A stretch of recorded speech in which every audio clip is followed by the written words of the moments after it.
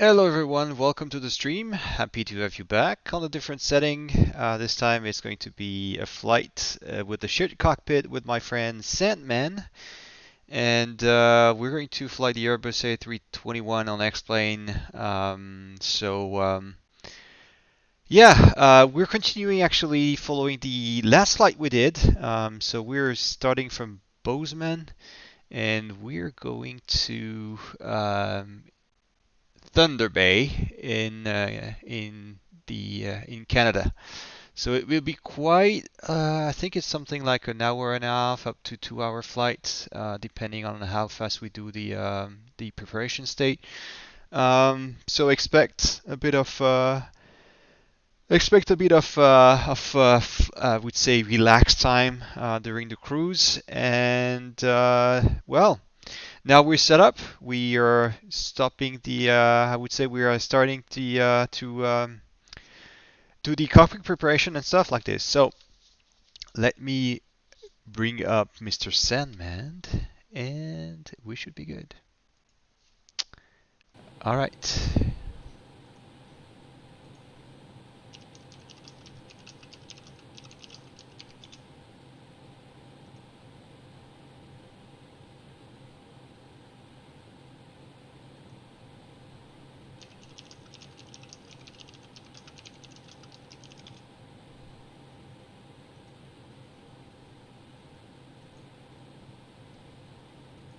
Yeah. You want the link for my stream?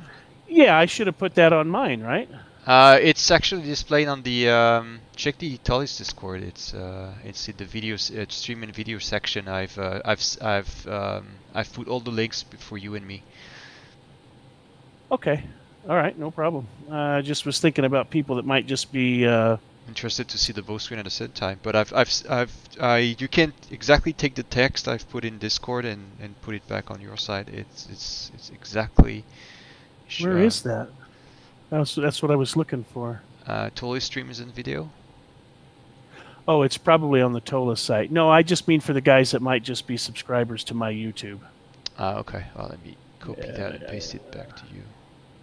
I got it right here. It's the Twitch, right? No, but I got a YouTube as well, so don't worry. I'll paste it to you now. There you go. And then I think what I have to do then is edit this, right? Edit the stream. Yeah.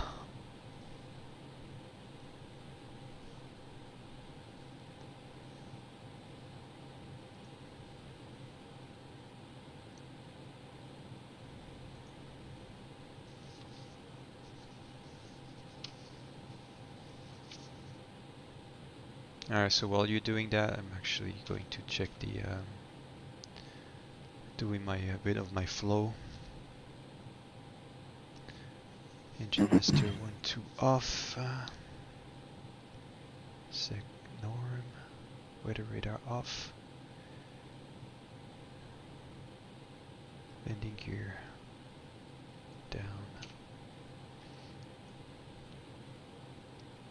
Wipers both at off, yep. Battery check, auto. External power. Alright, so we are running AP, right? No GPU. That's correct. Okay.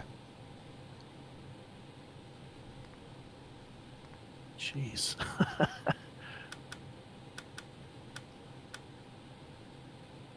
APU fire.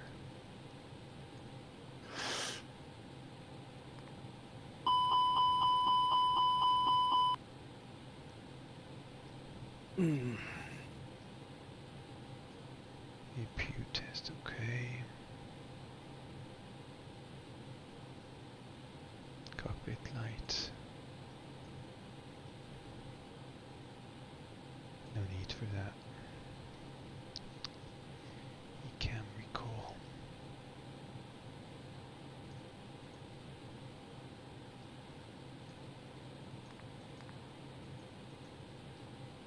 Yep, okay.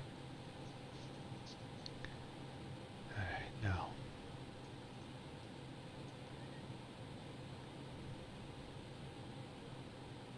So Sandman is the pilot flying, and I am the pilot monitoring tonight.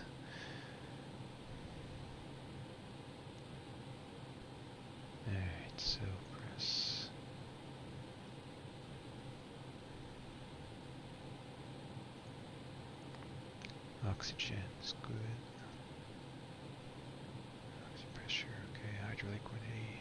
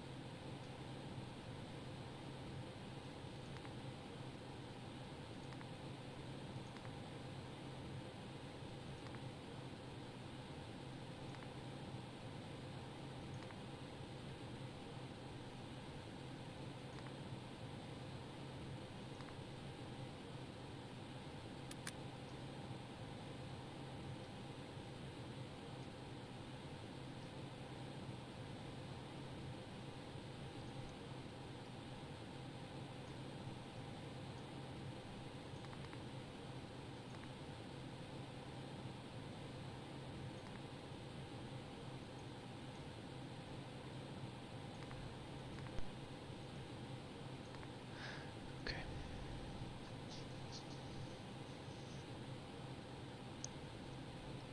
Where do you see the engine oil quantity and hydraulic quantity?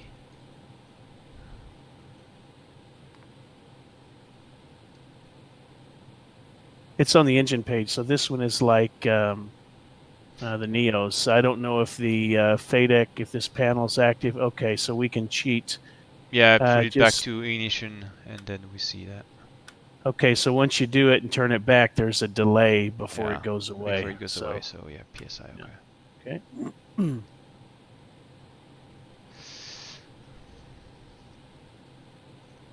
Parking brake handle on.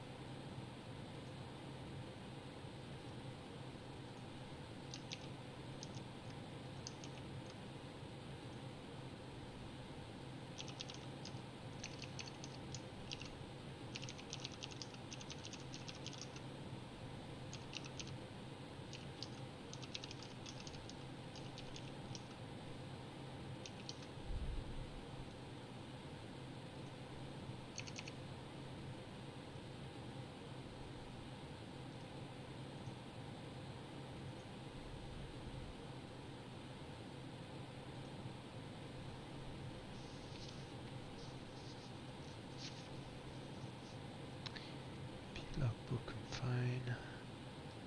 Airfield data. Okay. So this is where I need to set that up.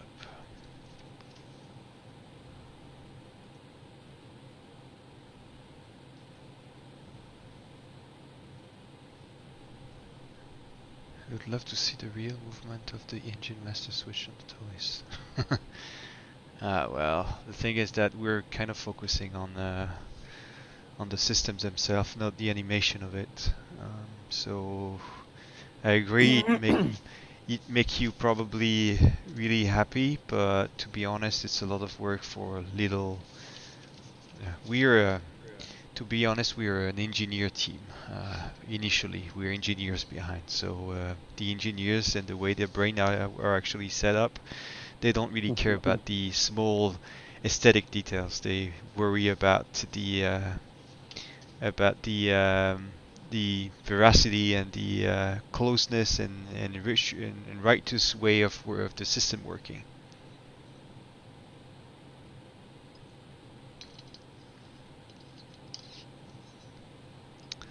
All right. 13542. Okay. Bosman Yellowstone INTL information Charlie. 1800 Zulu weather. Wind 350 at 11, visibility more than 10. Sky conditions 4,500 scattered, 6,500 broken, 10,000 overcast, temperature 3, dew point -2. Area QNH 1018. Arriving runways 30, 29, Departing runways 3029.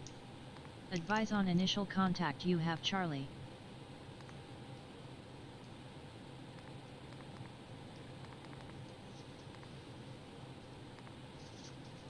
It's freezing actually. 3 degrees Celsius. Oh yeah, it was snowing earlier. Bosman Yellowstone INTL. Oh, you got to do, Hotel. yeah, I've just do the Q and H over Zulu here. weather. Yeah. Wind 350 at 11. Visibility more than I've already 10. set that up. I got a Sky cheat to conditions actually for set QNH quickly the adjusted. QNH. Ah, okay.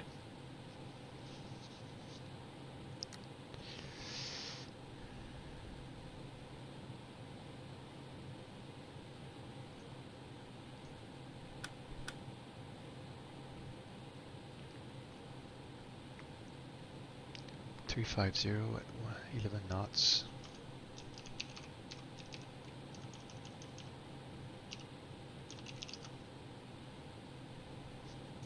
And I don't know, does the Toliss take into account the winds? I think it does. You can set that up usually. I guess maybe it just senses it, I guess, yeah? You can request that on the ground. I think you can request the winds. I can't remember exactly where.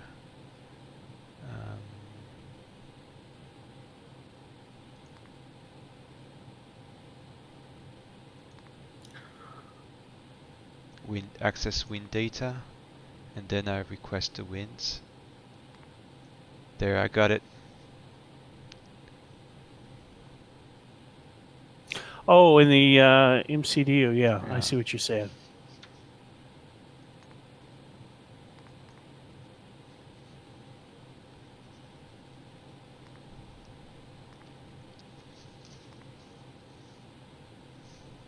Okay, so there's the climb winds.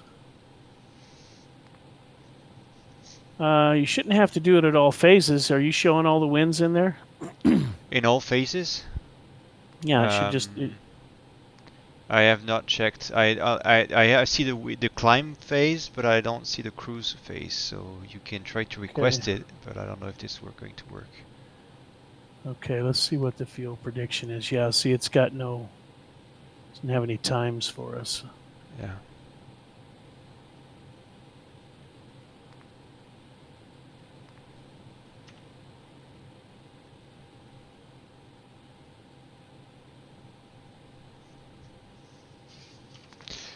For the ACARS, maybe that depends. Honestly, we are looking into if a network actually is having enough subscribers, or at least enough people that we want to support it, then it might make sense.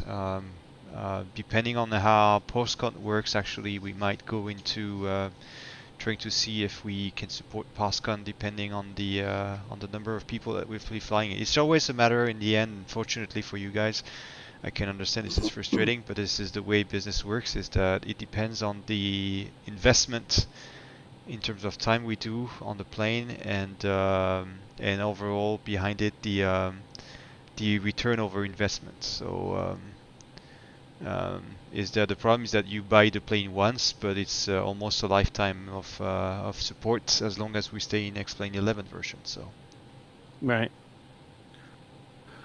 Are you all set? I am. Okay. Hold on. I've done the preliminary, but I need to do the oh, but you've already done the alignment, right? That is done already. Oh yeah, Yeah, because we got everything's the plane. aligned. Yeah. Okay. Yep. Loudspeakers to adjust PFD brightness. I'm fine with that. Maybe a bit more.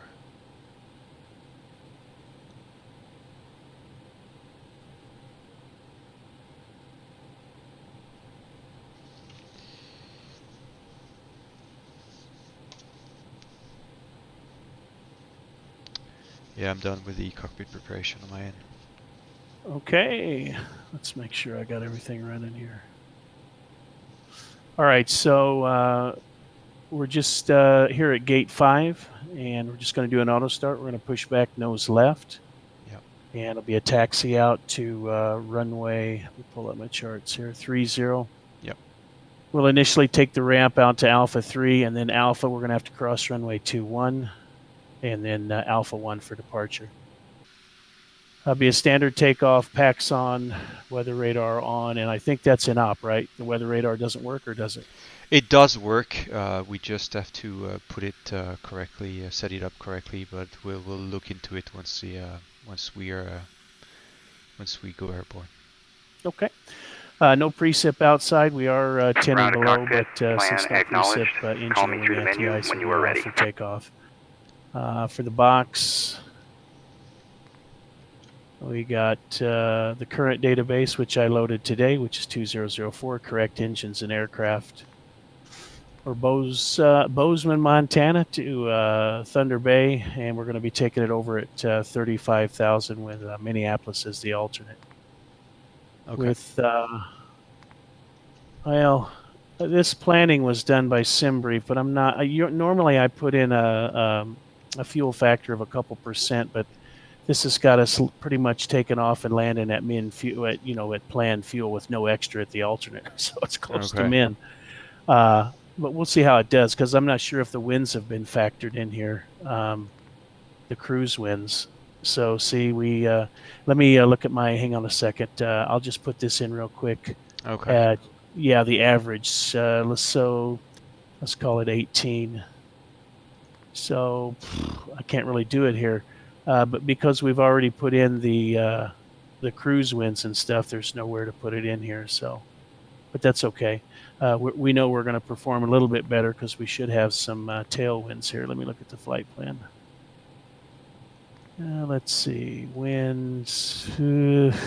Yeah, sort of. They're out of the west-northwest at 43, 42. So we'll definitely be landing with better than that. The problem here that we have is the MCDU will only take the local weather since X-Plane only shows up the weather around the plane. You're not really able to do more than the climb phase unless you already have the information on. Because the problem with it that it loads up the weather from X-Plane, and the weather from X-Plane is actually depicted close. I mean, a couple tiles around the plane, so you can't really go further along the flight plan. So that's why the wind request for now is not working on the other phases, because obviously we're too far away from the other phases. Okay, didn't know that. That's okay, one of the issues we're having with X-Plane on that. Yeah, for sure. Version 11.5. Any potential fixes there or no? No, that's unexplained stuff. As long as they don't touch the weather and they don't really change the way they're dealing with the weather, there's no really going to be any changes on that. You can manually set those if you want, but the wind request for now only works close to your works on your current profile. So depending if you're on climb, cruise, or descent. Okay. So with 11 tons of fuel on board and balance, it's going to give us a takeoff weight of 77.1. I've got 77.2 right now on the flight plan, so that's good. Just an extra 0.13 minutes at destination. For the performance, it's going to be runway 30, flaps 2, 0.2 down. Flex is toga, actually doing a toga takeoff.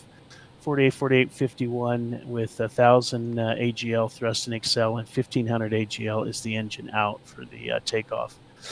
I'll run through the chart. You just double check in the box the departure here, fix by fix, so that we make sure we got everything. Okay. It's going to be, of course, we have different plates. So it's going to be the Bobcat 4 RNAV departure out of Bozeman. And, the plates won't matter, but it is the current chart. It's going to be off of runway 30. So initial climb is on a heading of 303 to intercept, and that should be in the box. The intercept course is 313 to Church, and then on track of 137 to Hylett, and then 072 to cross Bobcat at or above 1000, with a top altitude of 16. So that's going to be our clearance initially is 16. For the routing from Bobcat via transition, we'll maintain 16 and expect filed altitude 10 minutes after departure. So that's basically lost comms procedures. Okay. high terrain in the area. So probably what I'll do is to get some altitude.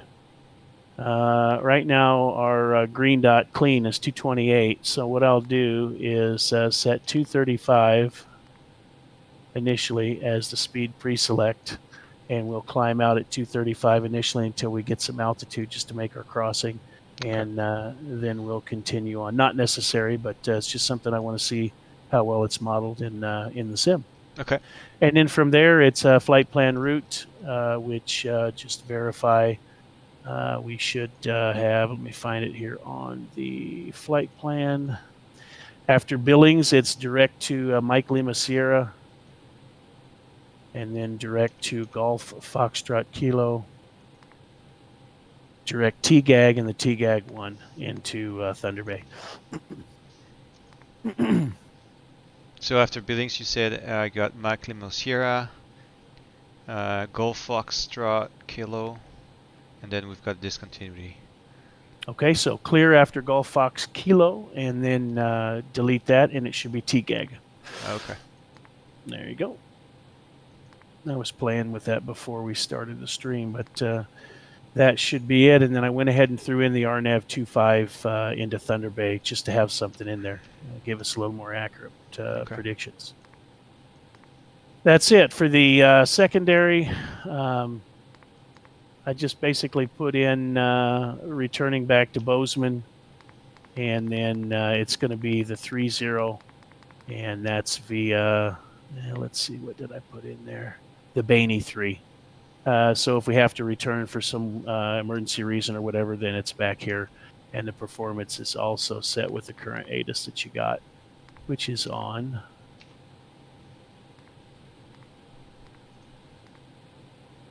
I just set that. I've already got the information. Okay. So we are information is Charlie. There it is. Yeah, information Charlie. We've got a wind 350 for 11 knots. Active is 30, and QNH is 1018, which is translated to 30.05. Okay, very good. And then for the RNAV 30, I'll just put 4792, which is 50 feet added for CDFA. So that's just if we have to return. That's all that's in there for. Okay. Okay, so we're not expecting any emergencies. So, other than something messing up with the sim or control or something like that, we'll just reset the situation from the air and continue. So there's no need for an emergency brief. So 16 is set at the top. It'll be, let's see. What is our max landing? 77.8. So we're looking good at return if we had to, being underweight. Find it there, 77.1. That's all I have. If there's no questions, and a before start checklist. No questions. So should we push back first and start after? We'll start during the pushback, but let's just run the checklist, and then you have control of the pushback as well. I have already planned the pushback for now. Okay, very good. So I'll call the pushback now. Yep, run the checklist, and we'll go. Tow is driving up. All right, tow's coming up. Okay.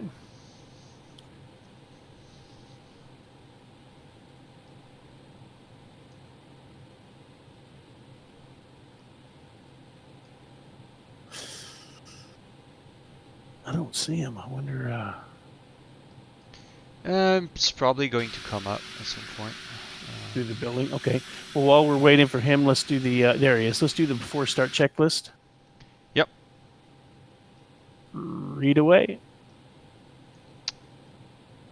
Cockpit prep. Completed. Completed. Gear pins in the cover removed. They're removed. Signs. On and auto. 8 years. Is nav. Fuel quantity. Okay. All doors and hatches are closed. Ready to connect. 11 tons on board. Takeoff data. Set. Barrel ref. I got 3005 set. 3005 set. All right, tug's ready to connect. Let's go below the line. Below the line. Windows and doors. Closed. Closed. Beacon. On. Thrust levers. Idle. And parking brake. It's on. Before start checklist. Done. All right, let's go. All right, so let's wait for this guy to. As he said, if you. So connected Okay. and bypass pin inserted. Release parking brake. All right, parking brake. Okay, it's released.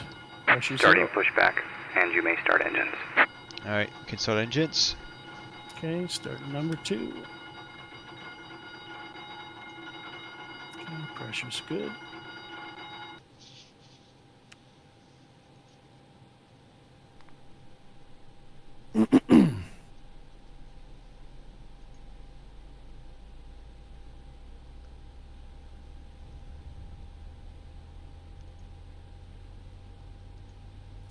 It's not bad scenery for free. Yeah, that's I actually. was surprised whenever I looked at it. Yeah, well, those are some of the assets here are actually the ones stock from X-Plane. So it's just the guy that took time to actually place those objects. Okay. But it's quite good. I agree. It's very good actually.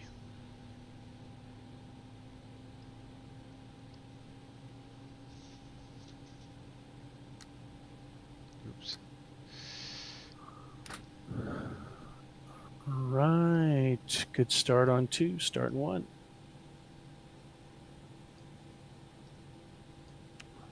Yeah, good turn 2 as well. I got it confirmed.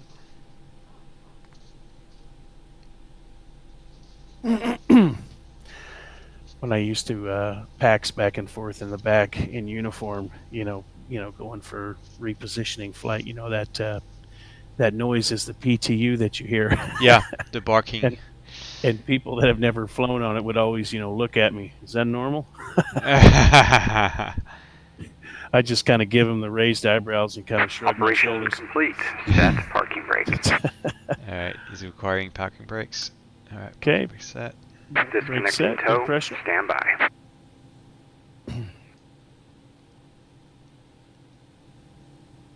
Got to remember to use my number pad. All right, 2 good starts. Yep, confirm on my end, Isa. Okay, you should save now the situation just in case. Okay, gotcha. Toliss, ICS, and just hit save. Yeah, put a name and save it.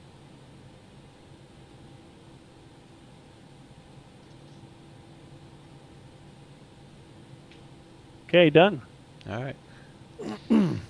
So let me go through my flow. Tow for is the after disconnected chat, and after bypass start. pin has been removed. Hand signal will be on the right. We'll see you next time and have a great flight.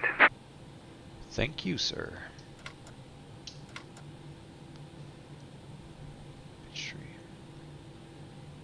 All right. The only thing I will ask is if you could also set the trim. Oh, I down have to 0 do to- that, don't I? Yeah, because the sync is not done yet on that. All right, let me. I have it set on my end, but it must be at 0 on your end probably.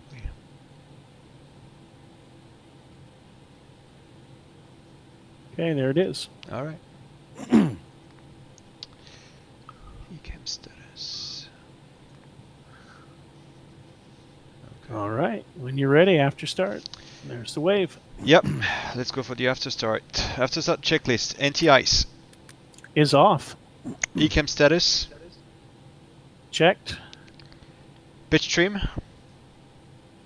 It is. This is okay. 29.1% set. Roger.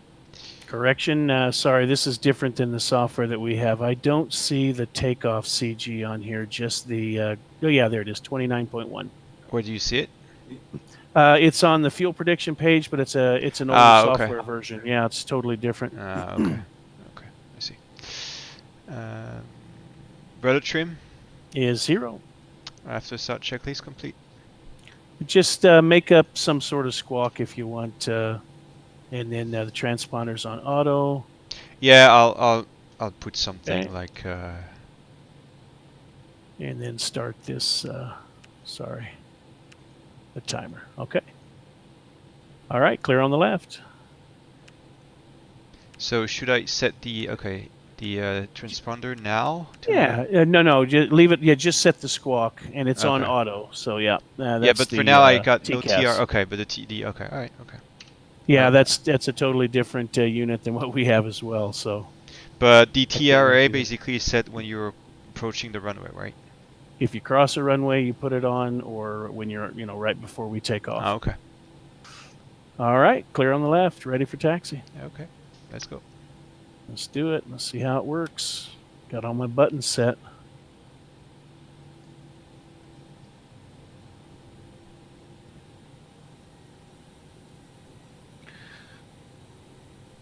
All right, brake check.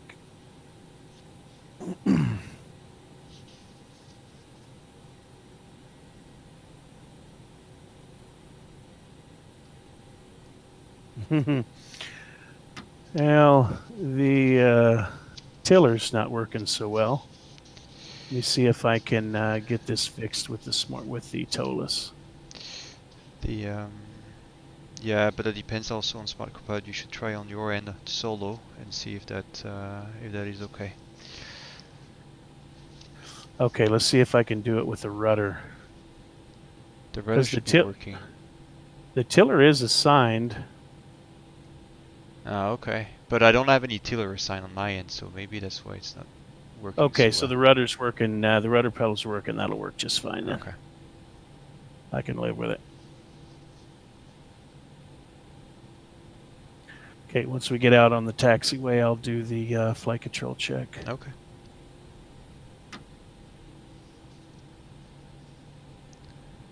So do you want a heading for the takeoff set manually, or?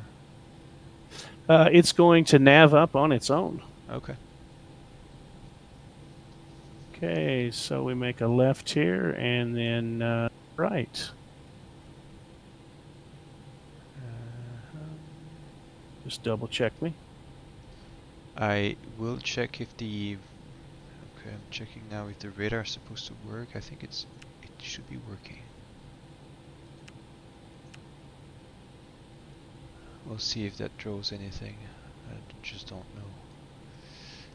It's a little weird doing all these turns with the rudder pedal. I agree. Go to brake. Max. T. Yeah, the way you test it is just simply go to manual, multi-scan manual, and tilt it way down, and you should get radar returns. Yeah, but this is not working. Okay, gotcha.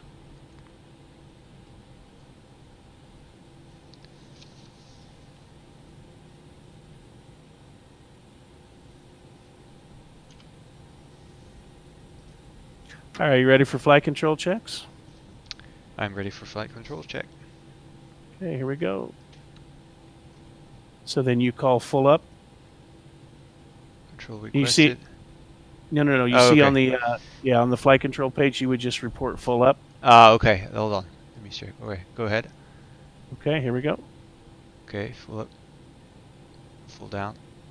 And then neutral. Neutral. Right. Oh, that's full left. Full. Okay, full left. Full right. Neutral. Now I can't disconnect the rudder, so we're going to do it quick. So I'll go full left, full right, and then Okay. neutral. Ready? All right. Left. Right.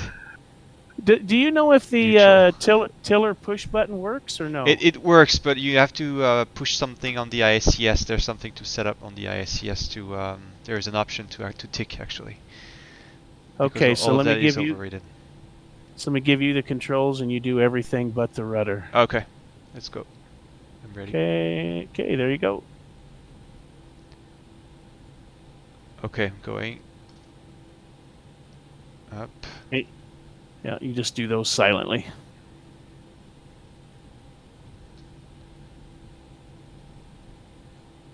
Okay, I'm done.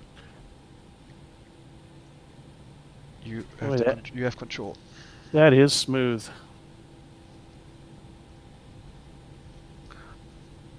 All right, so strobe lights on, please, and put the transponder to the TCAS to TARA anytime you cross a runway. All right. So strobe lights on, please. Check.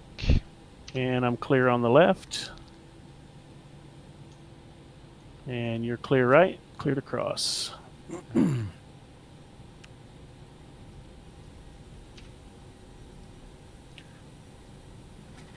I just wonder if this these taxiways look nice. 1. Maybe I'm just so used to flying on BMS. That's probably why. Not to knock it, but yeah, I've been doing that solid for. Okay, strobe lights off and TCAS back to off. Roger that. Okay, there's no changes in the briefing. It's as briefed.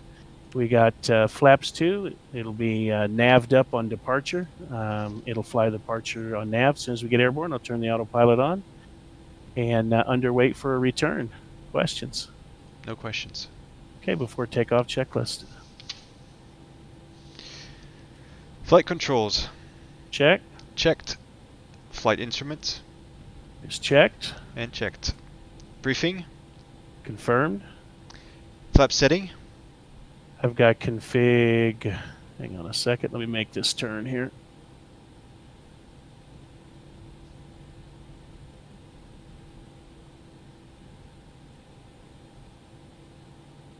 All right. And I'll go ahead and stop.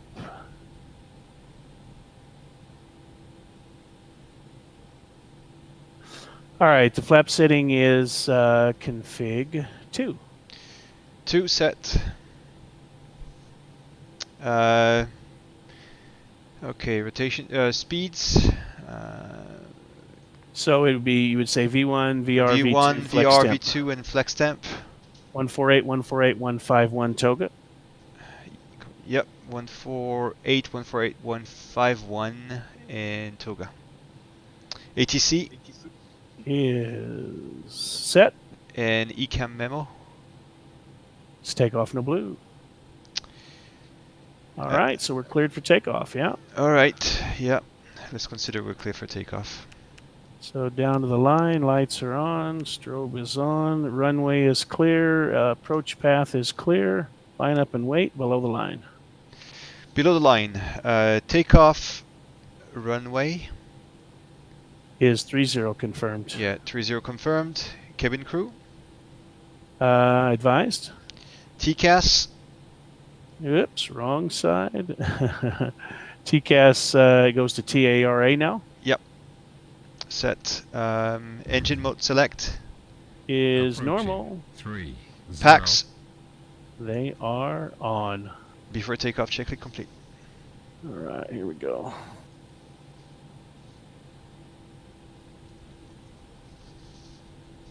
Do my best on the lineup here.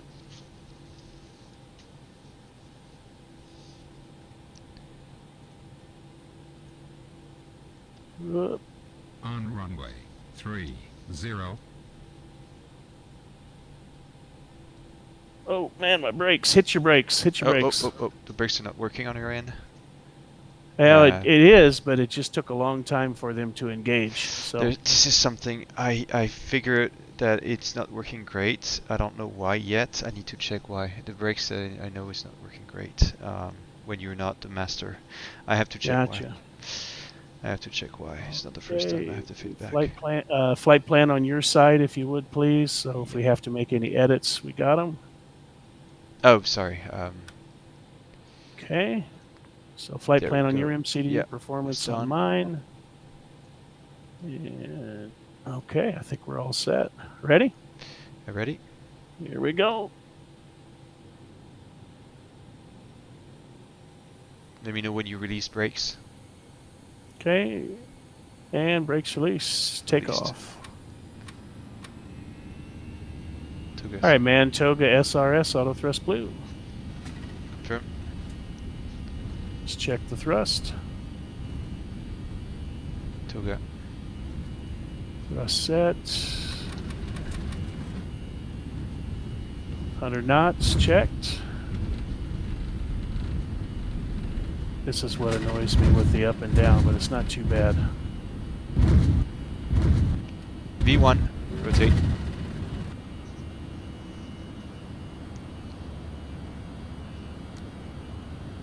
Wow. Okay. Positive climb, gear up. Gear up. Nav and AP1, please. Nav.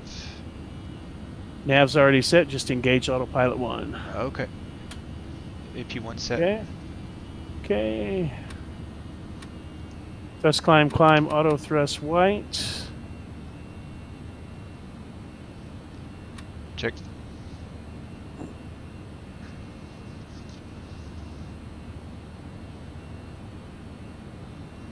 Flaps 1. Flaps 1.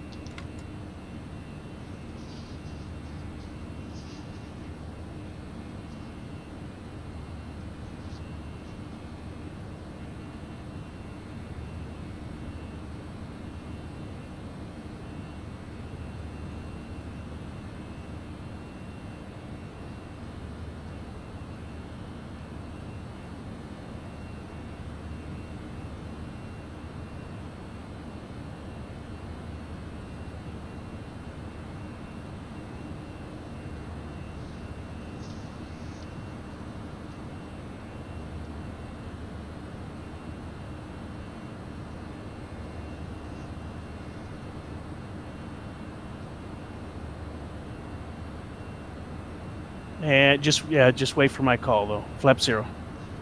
Flap 0. All right, speed set to 238. That's good.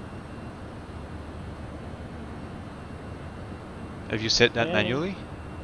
Yeah, I did it on the ground in the performance Okay. climb page and after takeoff climb checklist. After takeoff, climb checklist. Landing gear. Is up, Flaps.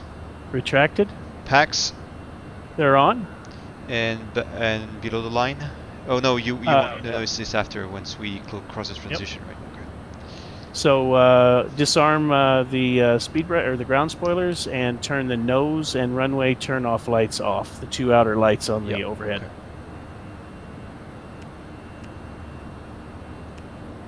Okay. The landing lights already off? I thought it was at 10,000 that you... No, those 2 are on up here. okay. But the runway, the turn ones, okay. Yeah. Okay. So I see how it works. Okay. Yeah. I'm just playing with it. Sorry. Yeah, no worries. Okay. Yeah, that's it. We're right in the middle of the clouds now. Is the no? There's no rain, so it's not going to show up anything on X-plane. Engine anti-ice on, please. Engine anti-ice. What the fuck is that again? I forgot. Right above the nav logo light. Yeah. With the mouse it's horrible. Window, engine, 1 and 2. Okay. Any kind of ice simulation on this for the wings or any airframe icing or anything like that? It's supposed to do it, yeah. Okay, speed is managed. 10,000 checks. The terrain on my side as well.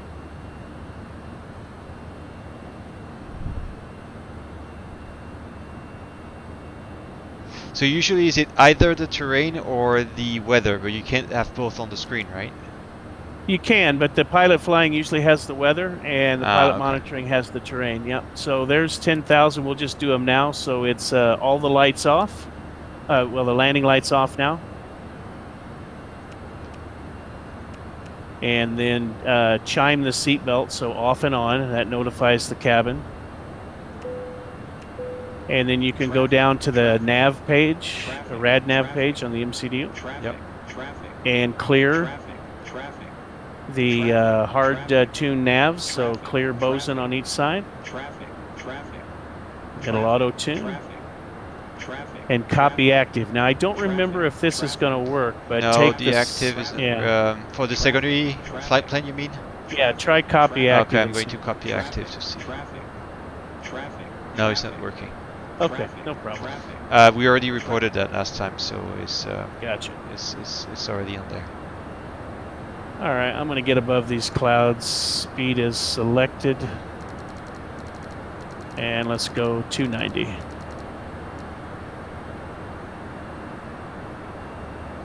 And we'll say we've been clearance on up to 35,000. So 350 blue is set.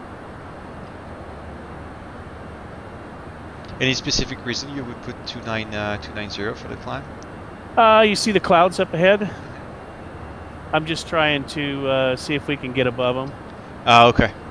Yeah, stay out of icing conditions, or I mean, I don't know if the radar's working or not. Actually, we have to try. There's a position for that to be working. Hold on, I'm removing your terrain radar. Sure.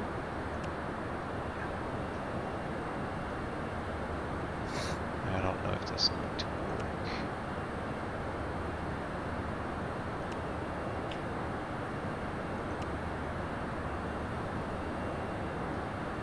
No. Okay. I'm trying. Let me check the data refs actually. Maybe there's something about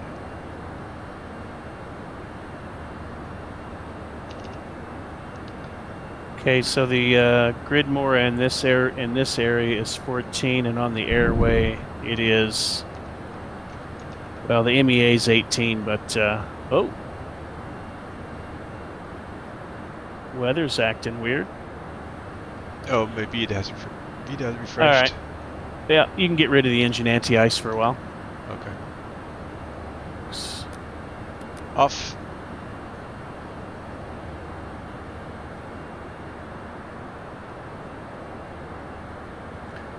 You know, one of these days that this will all be working wonderfully. I keep getting the weather to refresh. Yeah, the clouds keep going away and then they pop back up. Oh, so there's a problem with the refresh, right? Of the weather. Yeah, it just kind of it keeps going away and popping back up. Okay. Do you have anything that is currently trying to force the weather stuff? Oops. I just put real world weather. So that's why.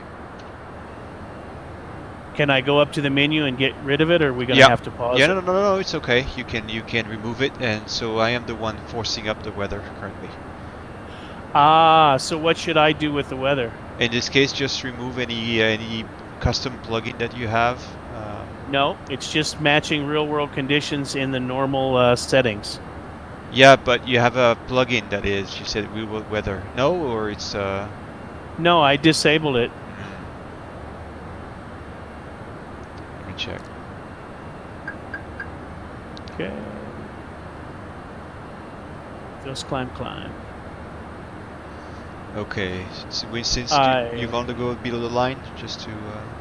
Yeah, let's set standards. Thank you, and below the line. All right, barrel ref. Standard set. And standard set. Okay, after takeoff climb checklist complete. So, well, I've got that plugin, but I disabled it. So it's Fly with Lua, and How is it called? stopped. It's called Fly with Lua, Yeah. LUA. Yeah, and But the script itself, how is the script is called? I forget, but I told it to stop running all scripts. So, but the Okay. weather seems to have settled down now. Okay.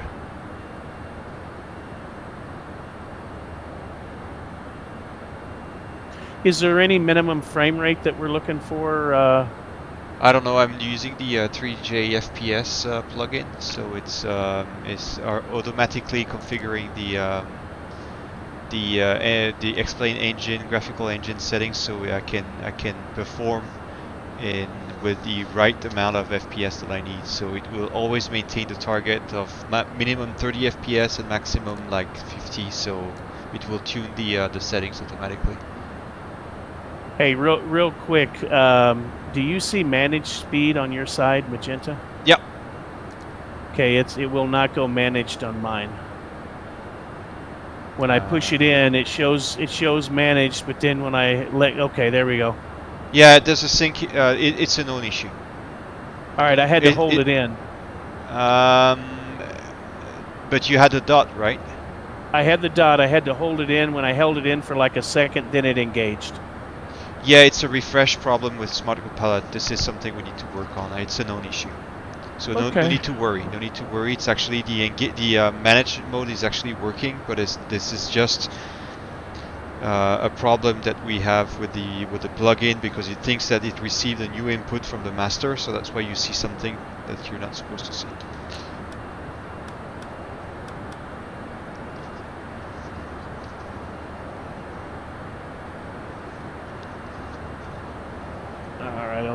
Turn the seatbelt sign off.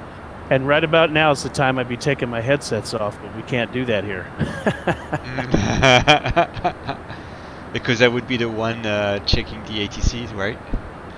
Well, yeah, but I mean, yeah, but I mean, these headset we're wearing are pretty comfortable, so. Yeah, compared to the one you have in the plane, right? All right, so let's see what the fuel prediction page shows now. Nothing on Mini. And now, yeah, so we got an extra 0.3 now that we're up in the winds. Okay. Yeah. I see weather. You have something? Yeah, do you see it on my side or no? I don't. So you probably have to put it on your side. No, but there's a sync issue on that. I don't know why. Okay. There's definitely a sync issue on that. I'm currently trying to figure out what I can do on for this. Okay. So, I mean, you don't have to do it, but just for some insight, there goes the weather again. I don't know. I mean, can I go up here and like if I go into plugins and go to plugin admin, can I disable it that way? What, fly with Lua? Yeah. But it's not going to do anything if you said do not load the scripts. Basically, it's. Well, I don't know much about it, so I went ahead and unchecked it. Well, you can go and stop the Lua engine if you want. So I went into enable disable plugins and I unchecked it. Yeah, and it did something on my end. So maybe that's what was trying to force it.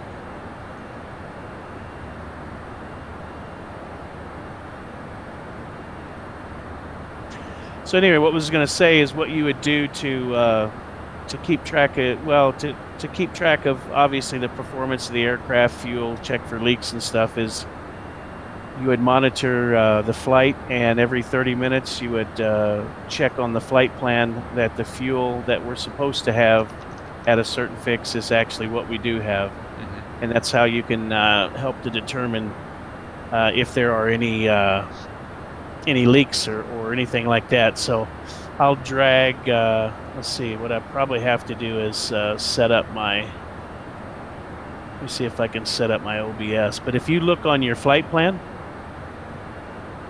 and look at the fuel that we're supposed to have over the fix repo is what I think it's called.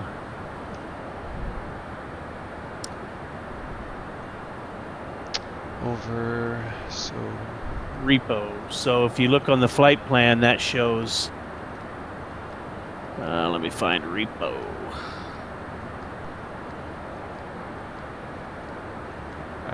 Where is it? Let's see. Okay, repo, yeah. So it shows estimated fuel on board and actual fuel on board. So what you would do is look down at your MCDU and go down, arrow to the left, sorry, and look and show what fuel shows over repo. 9.3 on my end. 9.3, okay. So according to the flight plan, we're supposed to have 9.7. So we're about 400 behind. Okay. But, well, we stayed on the ground a bit with the right. APU on. So what you would do is you would write 9.3, and then you would go down the flight plan based on the burn from that point at each fix and fill out the fuel all the way down. you do the same with the times, and then you would just every 30 minutes monitor those times. So you would what, change something here? No, you would just simply monitor to see Ah, how okay. your How it's fuel actually burn and okay. your timing is going as we progress. And also we took Okay. off late as well. Yeah. Okay. So you would have to update the takeoff time and write that down above the very first fix of the airport. And then, okay, so this, for example, in this flight plan, your estimated en route time is to the left.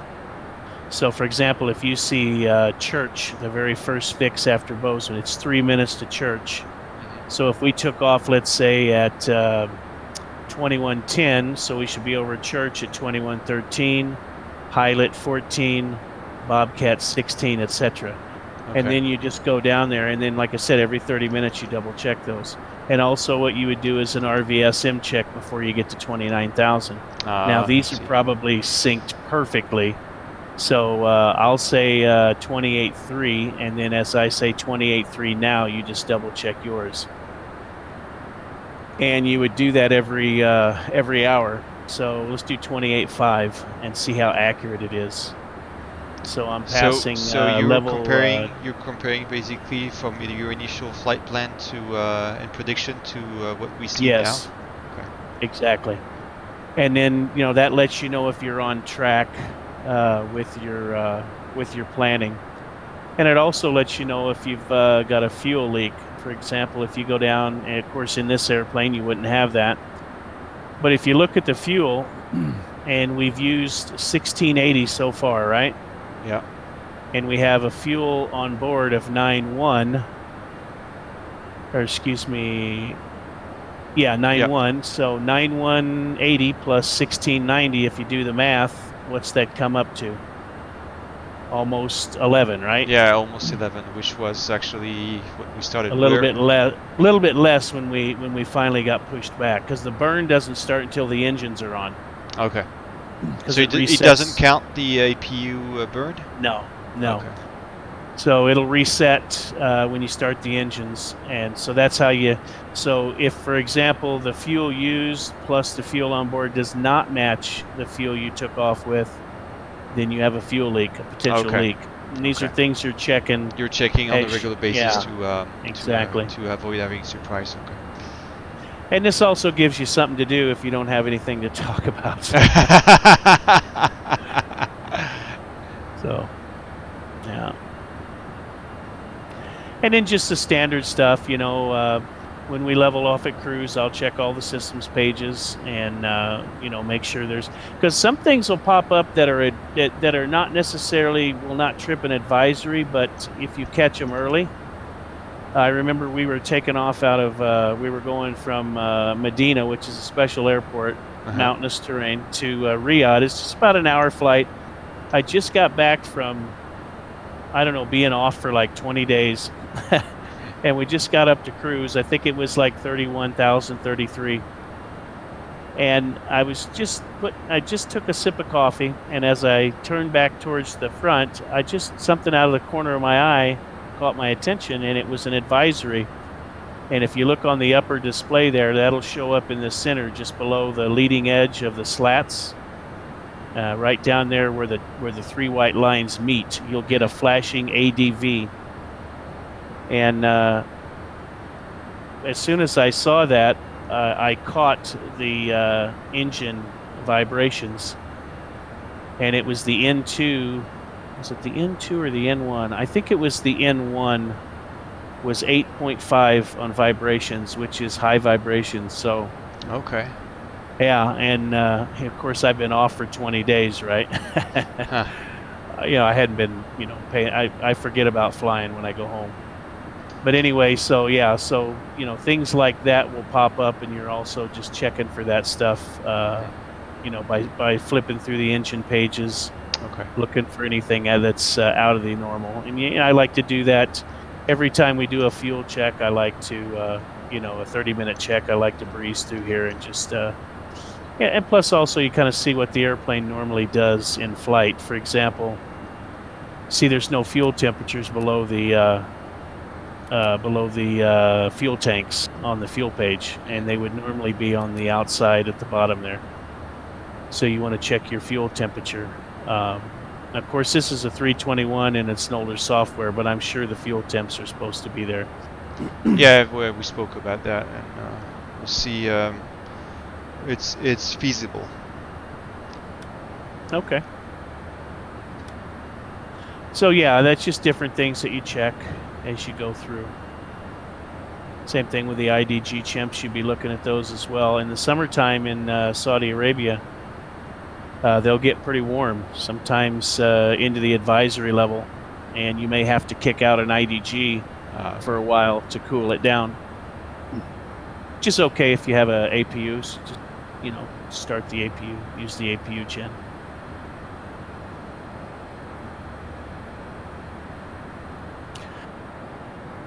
All right, so I'm just going to set the vertical speed here. Let me try something. Let me think about it here. I set some buttons on my stick. I got to try to remember which ones they are here. Yep, very good. So I'm going to set the vertical speed for 900 so it's not bouncing up and down. I'll just monitor it. Okay. All right, so VS plus 900. I'm trying to figure out the weather. Do you guys still have the weather? No, you can't see a thing on the weather now because there's no rain or anything showing up. Yeah. Unless it's a developed cell, you're not going to see stuff with just regular clouds because it's all ice crystals anyway. Yeah. This up, so it's a little bit bigger.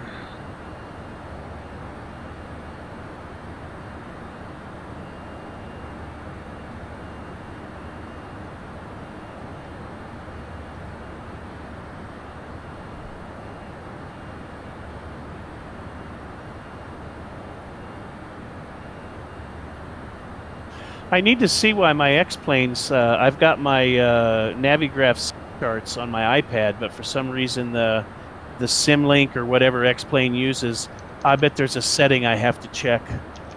That's right. I have to go up into the settings, I think, and tell it to send that data out.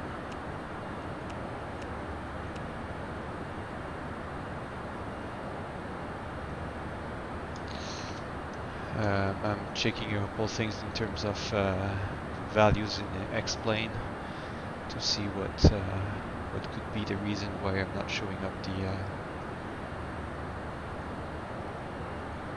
the weather, or at least why it was not showing before. I notice I'll stop playing around with the menus, but I notice when I pull the menu out, we kind of desync a little bit. Oh, really? Yeah, so when I was looking at that menu, when I came back, the gauges jumped, so I'm not sure if that's normal or what. It's not supposed to pose anything in X-plane, so I'm kind of surprised to see that. 1,000 to go.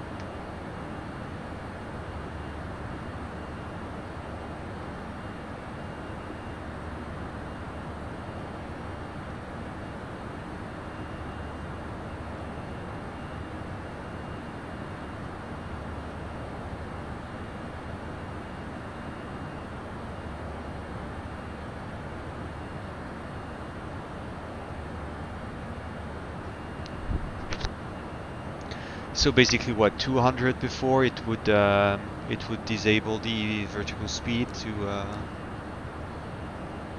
Just whenever it gets into capture outstar. Okay. I've reduced it a little bit. You don't normally like to use vertical speed because you have no protection. Yeah. So, but if you're following your procedures and you're announcing everything you do, everybody in the cockpit's aware. So, you just got to watch it more carefully. Just sometimes when you get up to the higher altitudes, especially with wind shifts and temperature changes, that managed or open climb will just be up and down, and you have to maintain at least 500 foot a minute, or you have to tell the ATC you can't. Okay. Otherwise, they'll start barking at you. So there's out cruise. Yep. And here we go. So I set the TCAS. Can you set the TCAS to below? I will. And the reason I do that, I mean, sometimes it's standard to be all, but the reason I do that is if we have to do an emergency descent, and I want to be looking down far, at what's down below. And good chance you'll forget to do that whenever that happens. So we put that below, and then I just check the system pages. That's it.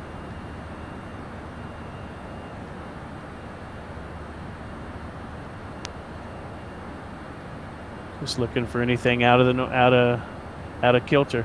Tell you another story. We were coming out of India, and just during the climb out, we got an auto feed fault. So what that means is up on the fuel panel, the mode select in the center, if that is failed, you have to manage the fuel yourself. And the way that works, in this one we have transfer pumps. We don't have center tank pumps. Yeah. So in this one, they transfer from the center tank to the wings, the ACTs from them to the center and then into the wings. But in the 320, the pumps actually transfer, out into the engine.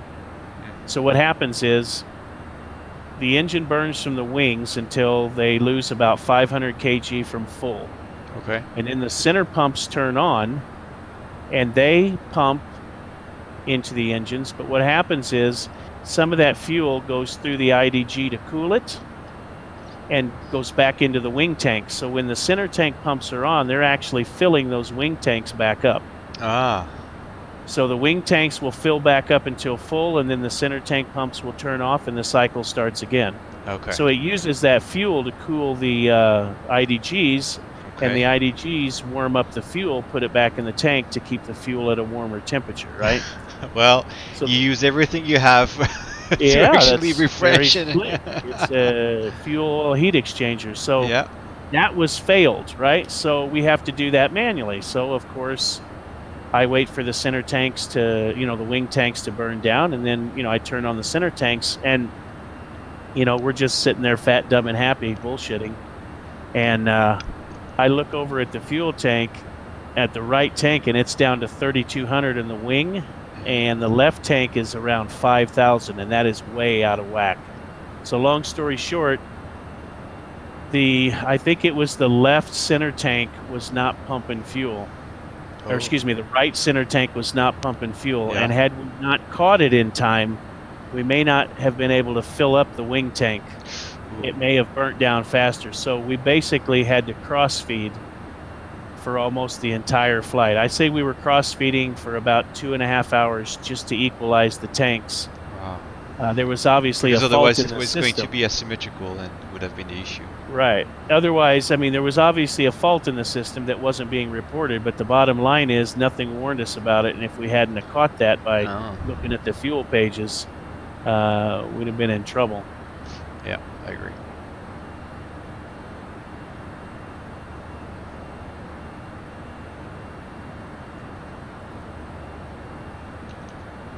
I'm going to uninstall that software because we didn't have that problem the last time, remember? The fly with Lua, it's got no influence. It's either you have a script that actually does something, or... Right, I do have a script in there. Okay. But the problem is, I don't think it's supposed to affect the weather, because I'll tell you what program it is. It is...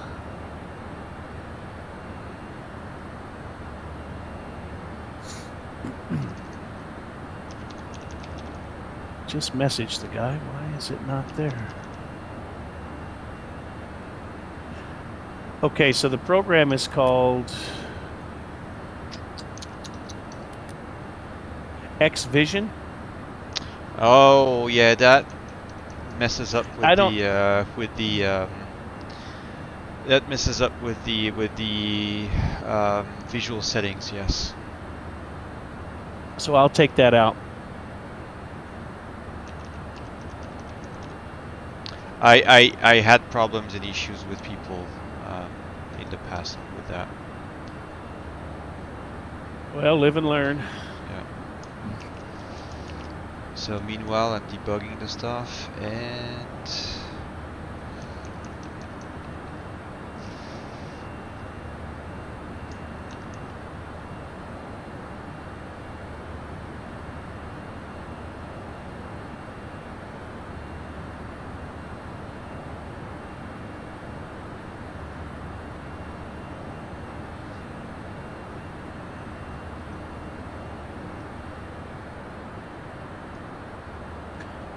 All right, so over Mike Lima Sierra, we're supposed to have 8.3, and that's exactly what we have.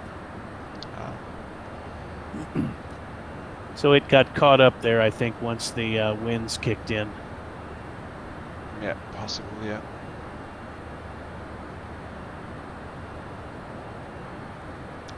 How much longer is the TVT supposed to last, you know?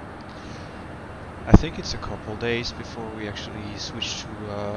I don't know when they're going to pull up the update for, but it's a matter of I'd say a couple days.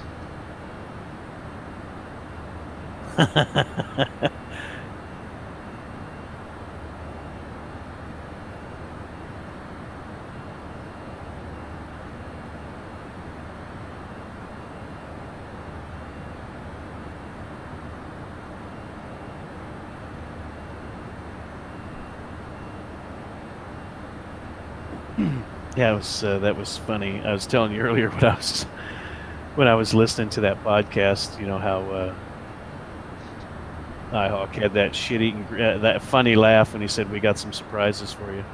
Well, obviously, we want to have surprises for people. Yeah. Why not? It's just. I mean, why not? Well, it was an evil laugh, like it's going to be some evil surprises. No, come on. You know better than that.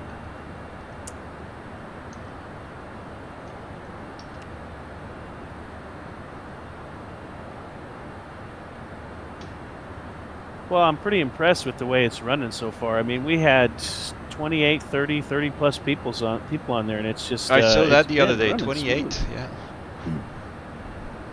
I mean, that's only 22 shy from the max we ever had at Falcon Online. So, I mean, I know that can make a big difference, but I haven't seen really any major glitches. The only thing I saw was with the guy that was had a lower connection, and But his gear, any game would actually have the issue. Yes, his gear wasn't showing up. Chalks were still on the airplane, so. We talked about it, and he had his settings wrong, so he adjusted them. So hopefully it's fixed. But man, you really got to you really have to plan. You just about have to refuel before you go up every time.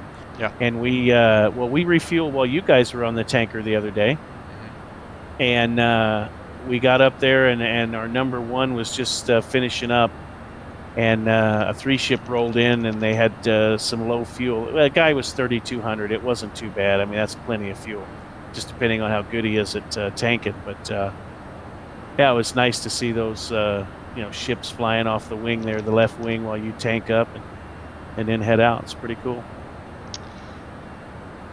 That's everything we wanted to see.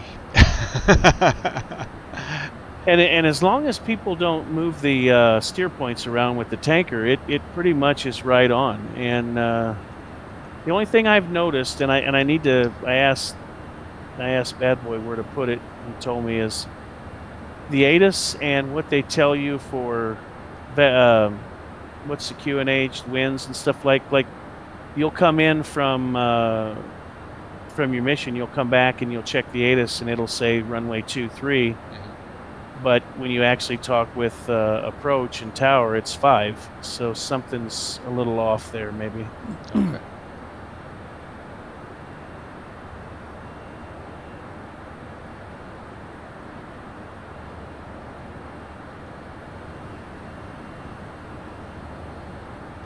I'm checking that weather button to see how I'm going to sync it better.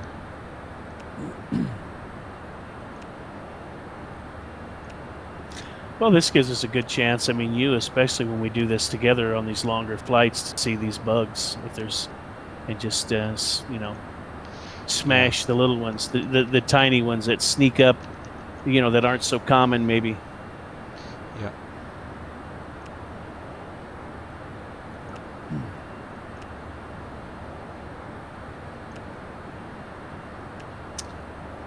All right, Max, I'm going to step away for a minute. No worries, go ahead. You have the controls.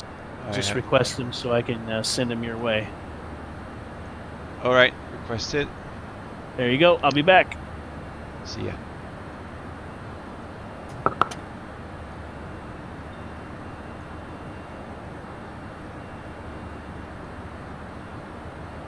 Alright, if you guys got questions, don't hesitate. We're here for that.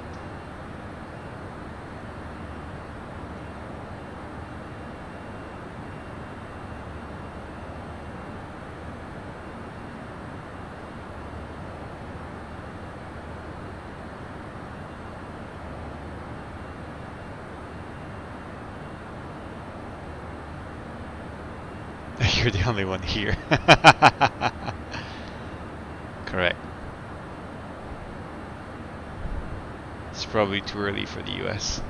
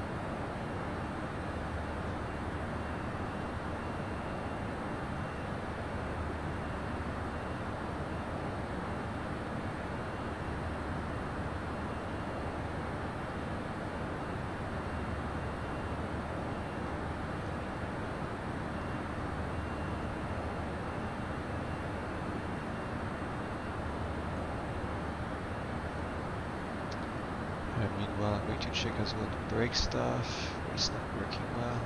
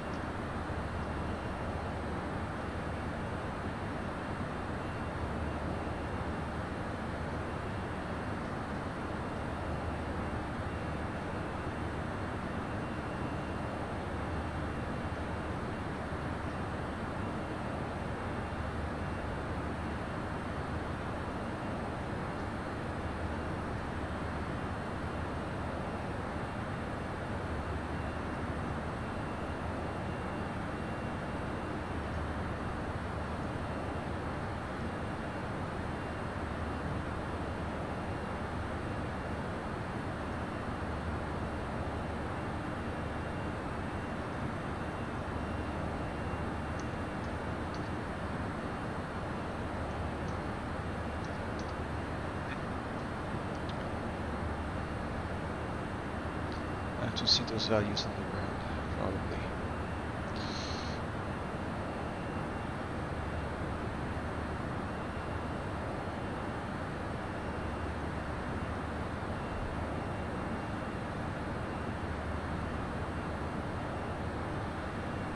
What was my first flight sim? Flight Simulator 2.0 was my first flight sim. But if you really listen to the podcast, you should have known that. Just kidding.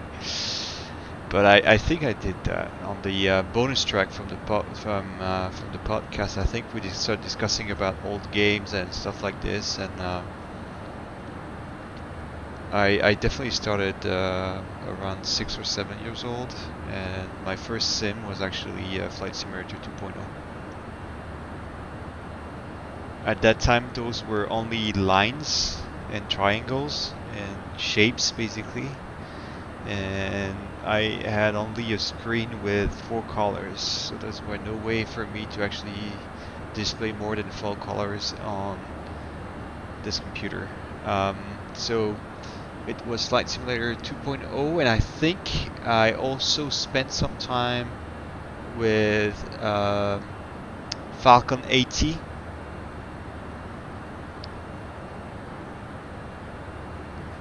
I remember Falcon 80, and that one was definitely 4 colors.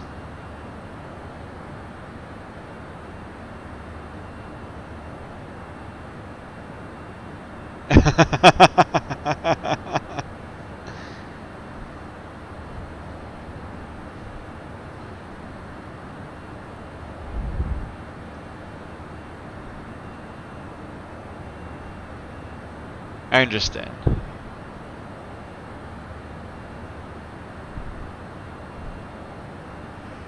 And Craig, so what was your first sim?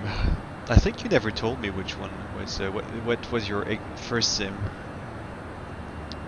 I'm not sure you actually told me.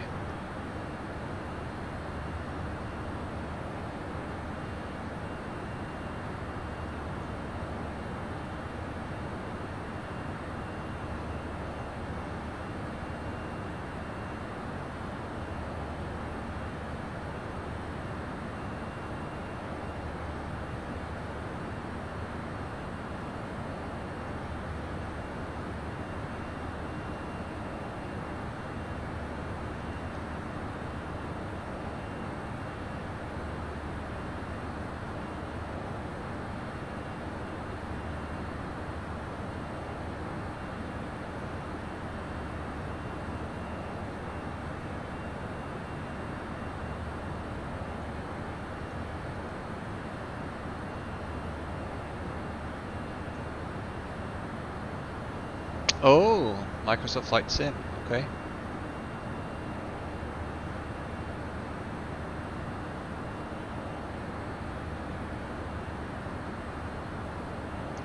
$2,000.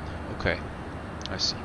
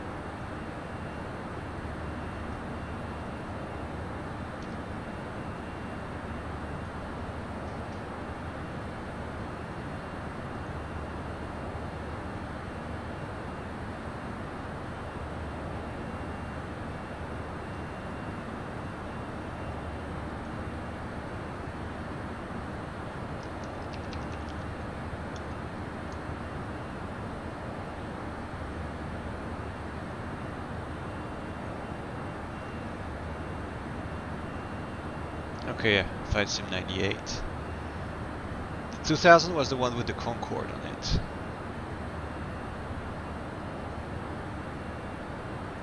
Then came one that has been quite forgotten, which is 2002. Then 2004, which was the Century of Flight. Then FSX. And actually, after FSX, I went straight for. I mean, I spent a couple years with FSX, and then I went for Explain. Explain 9.2 or 0.2, I think, or Explain 9.2, I think it was at that time. And after that, I went for. Yeah, no, and since then, actually, Explain 9.2, 9.3 was actually more stable and way better. And I switched completely to Explain. Forgot about a Flight Simulator series. Tried a couple of times P3D, but I mean the way the flight models are actually being handled. From a P3D perspective, it was just legacy of what was called ESP. So ESP was the professional engine that was built out of FSX, because basically, so Lockheed Martin bought the ESP license to Microsoft when they ceased the flight sim stuff. And the consumer market license was then from FSX was then sold to Dovetail, who made the FSX Team Edition.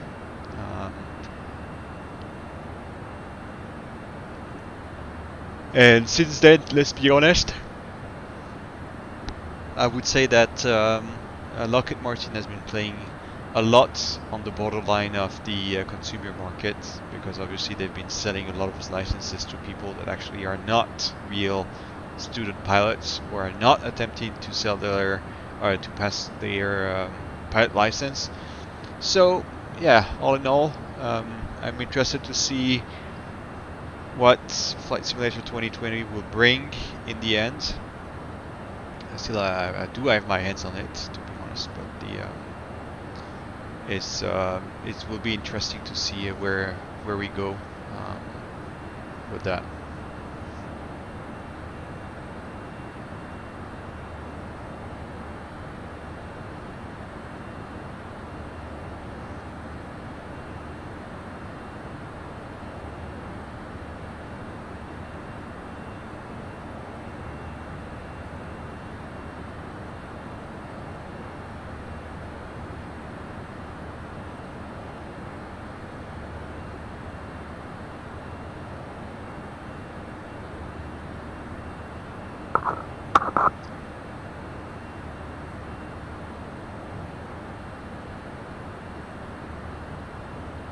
Yo. Oh, you're back. Well, we were discussing about our first flight sims. Ah, nice. Hey, I'm just gonna grab a bite to eat, so you still have the controls, but I got headsets on. Okay. Okay. Yep. So, and for you, Sandman, what was your first flight sim? Let's see. It was gonna be.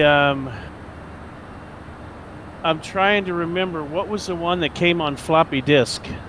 Was What? that Microsoft Flight Simulator?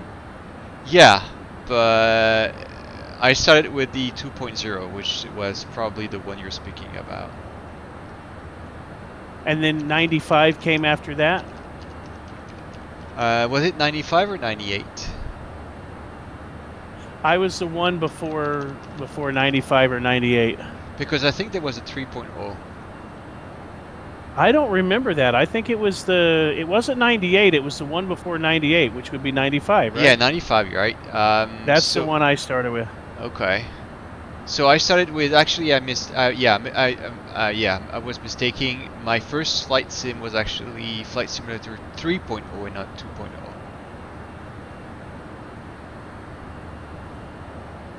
Then I switched to 98, and then I had a couple years off flight sims, or at least civil flight sims.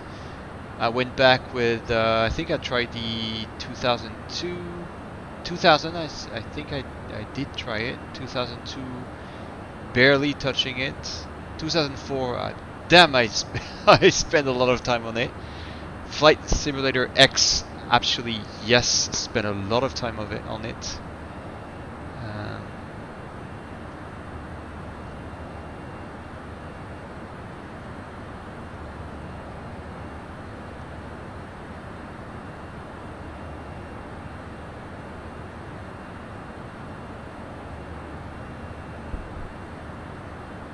And then explain, right after FSX, explain.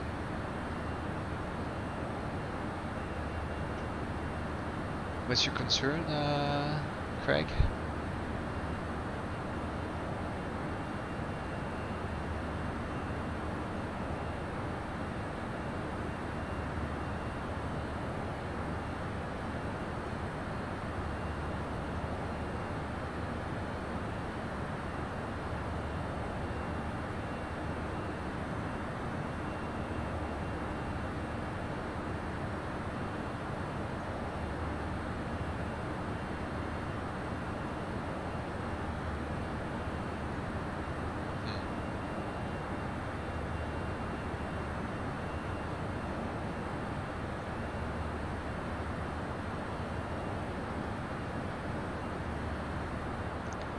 Alright, let's check.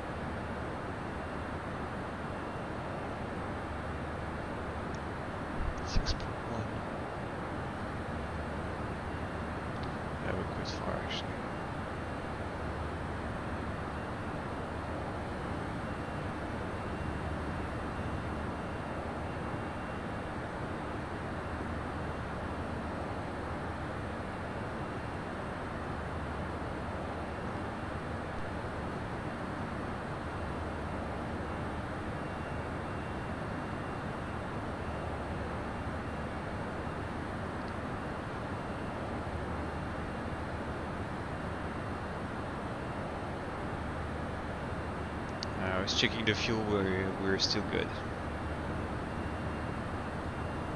No leaks. How's the burn? What specifically would you be looking for in terms of? Just to see if the amount of fuel over a certain fix in the plan is the same as the fuel that we have on board. Like, look at GFK. Yeah, I was looking at that, and I was actually pulling up the data from the fuel page, and the burn plus the fuel on board actually matches the initial departure fuel. Good. And like I see on the MCDU, it shows 6.1 over GFK. Yep. So then I look at the flight plan, and it also shows 6.1. So we're right on. Okay.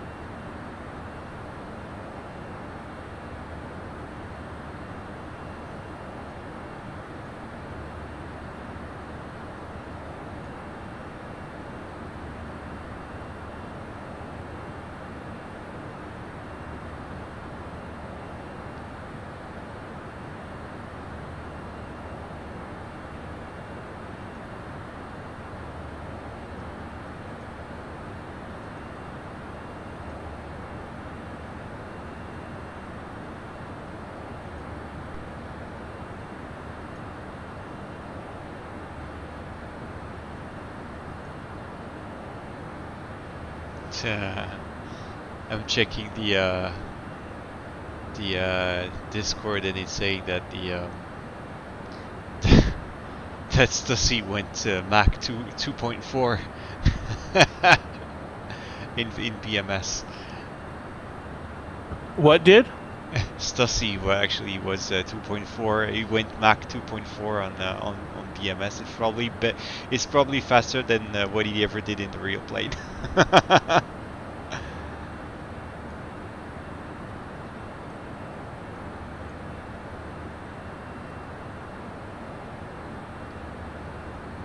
He's actually flying all week. I spoke with him a bit earlier today.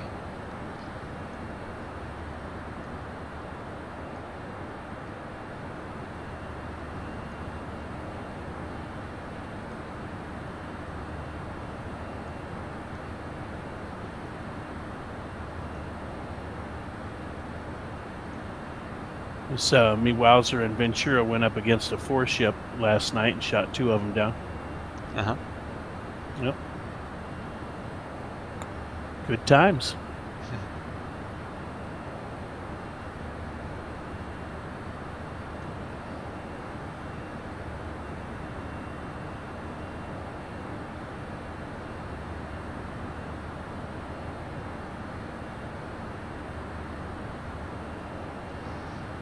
I think this is the smart brake stuff that is actually interfering with the braking system.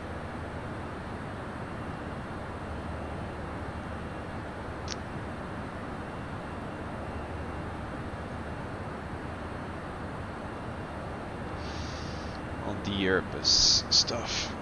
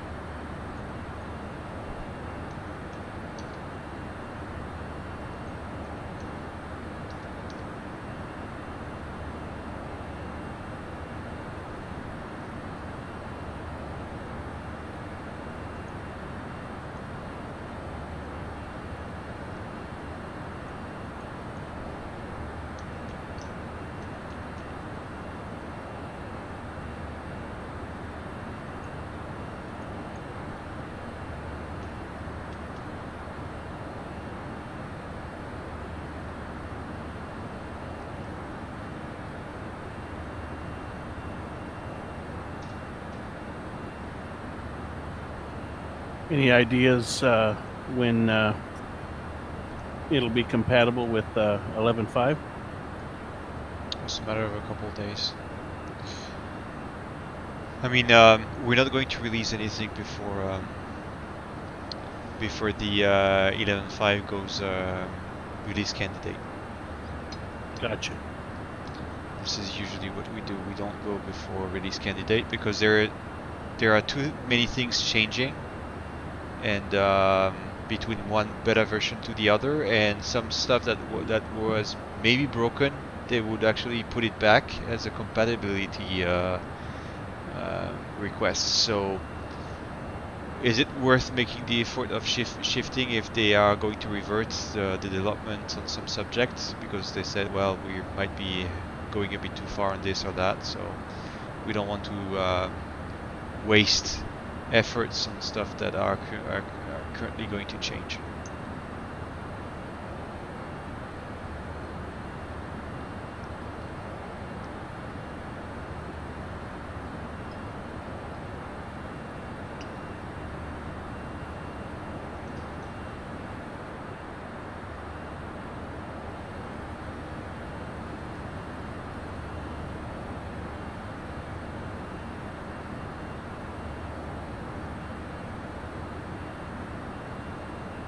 Well, we're at it. I'm still going to check the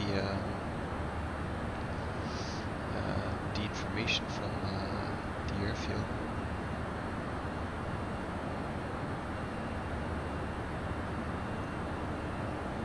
Thunder Bay.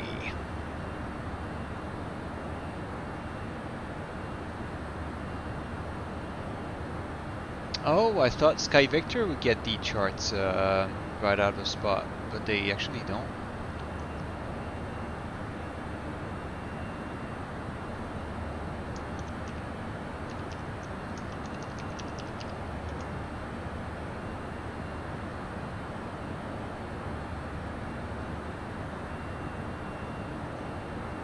Yeah, you'll have to go on it's the Canada website, I think, or whatever source you use. Yeah.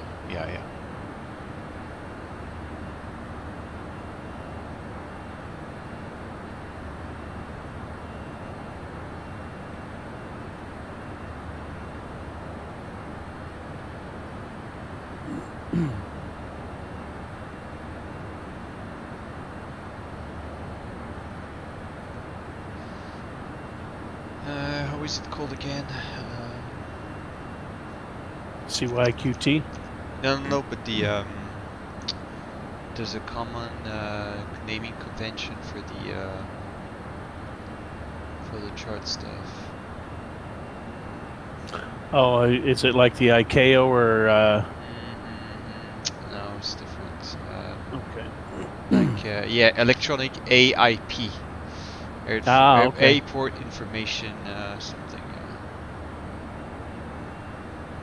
Yeah.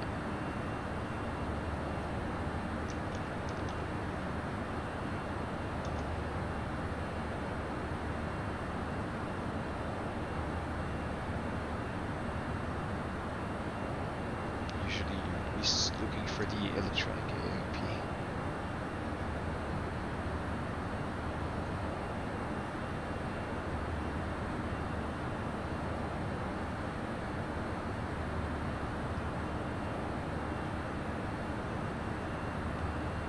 Oh, OpenAIP.net. What is that?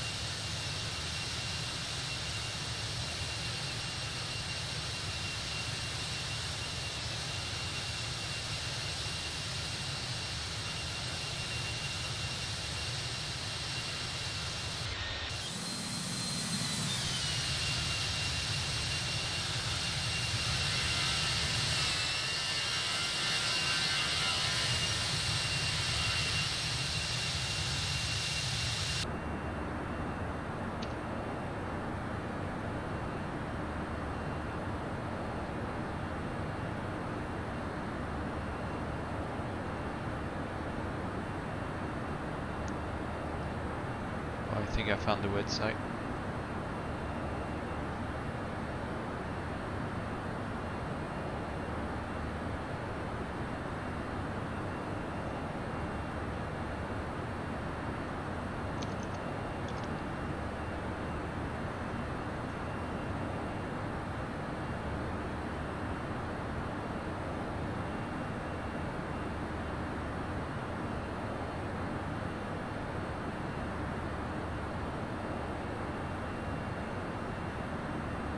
Alright, so AIP stands for Aeronautical Information Products.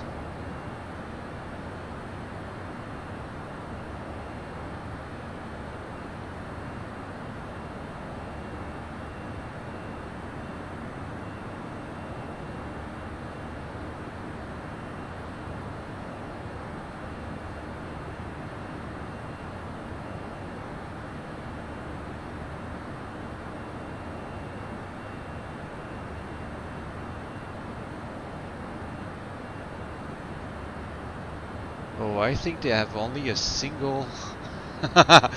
Okay. I think they have a single PDF with all the airfields inside it.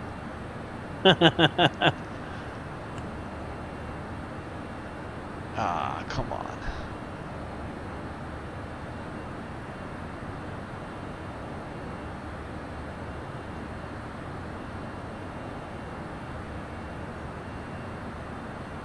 It's taking forever to load, obviously.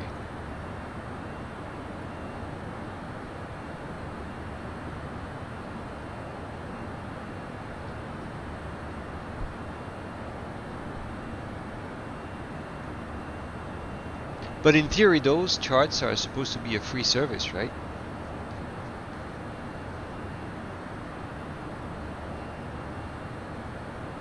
Yeah, they are. It's what I understand. I mean, in Europe, we have Eurocontrol, and every country under Eurocontrol would find their charts being published by Eurocontrol as well.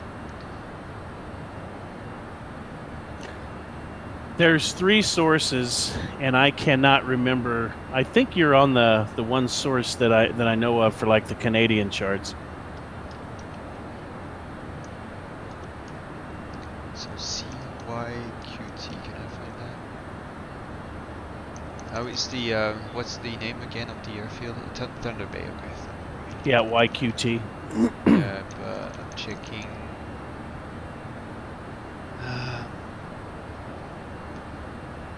It doesn't find anything with Thunder Bay.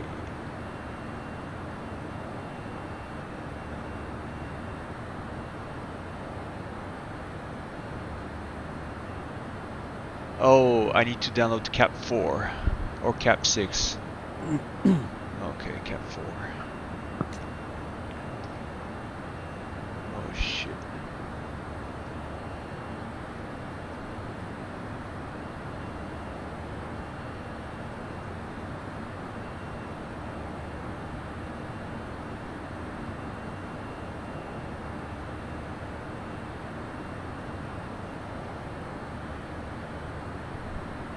Because what I have currently is I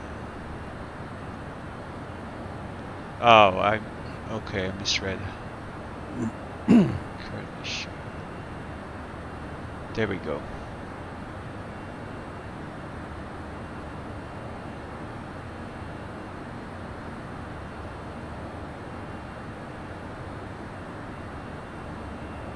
I think I found the right page this time.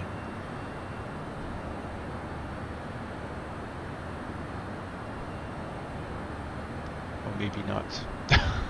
Is there any way to make the pop out MCDU bigger or no? No. Okay. Not at this stage.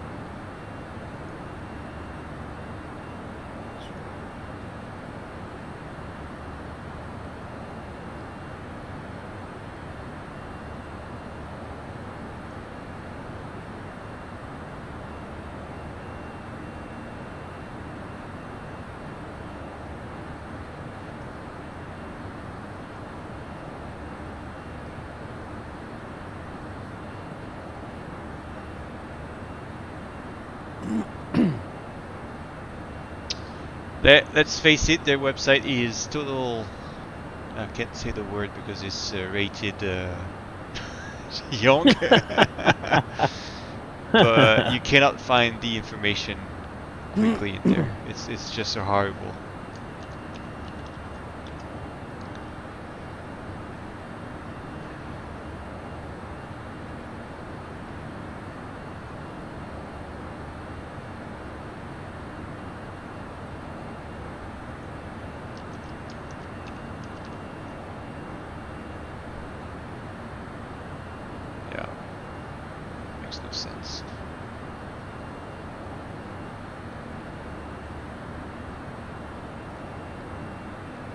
Because I have okay, so I found the British Columbia one, but I don't know where to find the others. So I am like the Cap 4. No way I can get it.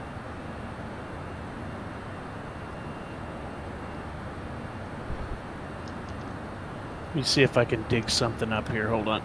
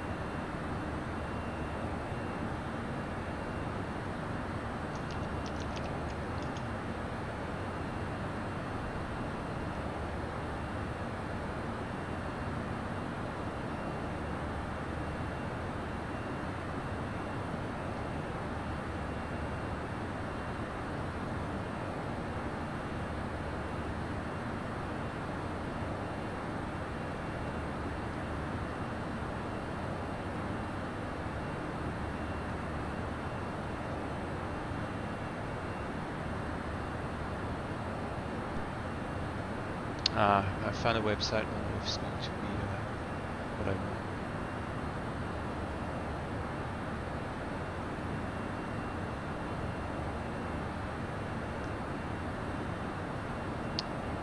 Oh, we have to prepare the descent at some point. Indeed. I'm kind of tinkering with that myself right now. Okay.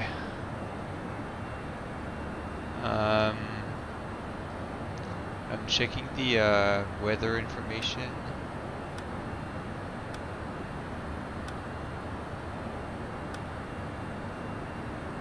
We still got quite a ways, but Yeah. any time is fine.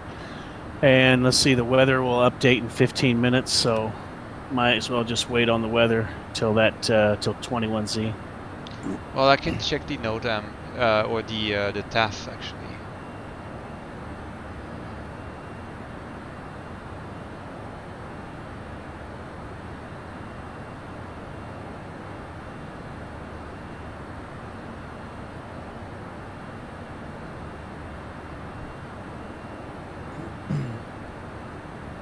The wind seems to be pretty consistent. Last report was saying 310, 13 knots.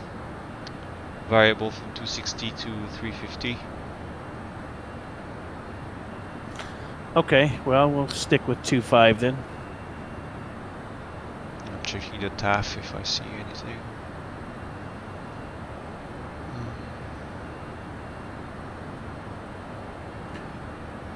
So you have final approach working on this? I'm not okay, let me check. Okay, alright.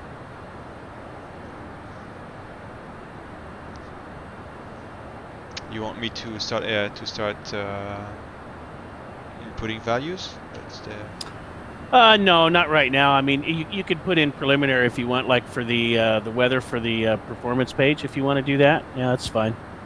I've pretty much got the approach set up. All we have to do is enter the landing data, and you can put that in now if you want. And then when we get the updated weather, Yeah. we'll just finalize it, and then I'll brief it. So we're showing touching down at 21:42, so somewhere around just past the top of the hour, we'll start our descent. So last weather report I see was at 20 Zulu.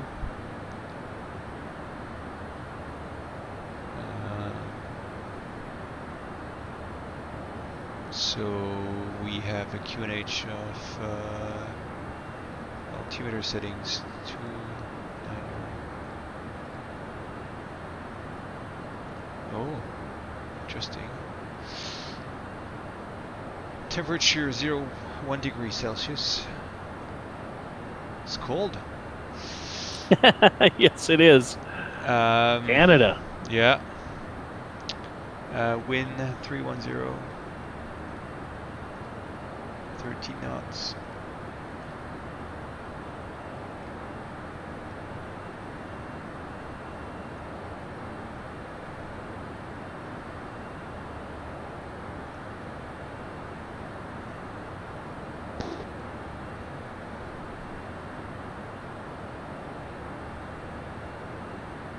So it's a 07 or 12. No, 0725 or 1230. And the 0725 is 6200. And the other one is 5300.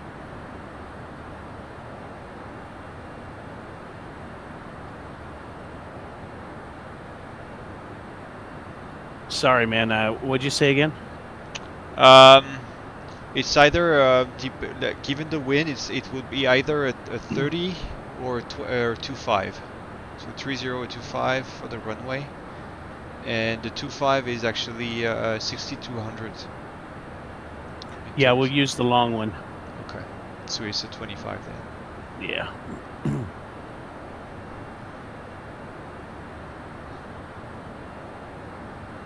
Okay, so data is set in. Let me check the. Have you already set up the start procedure, or? Yeah, it's in there. You can just double check it. Okay. What charts do you not have? Currently found a website from the have what I need. Okay.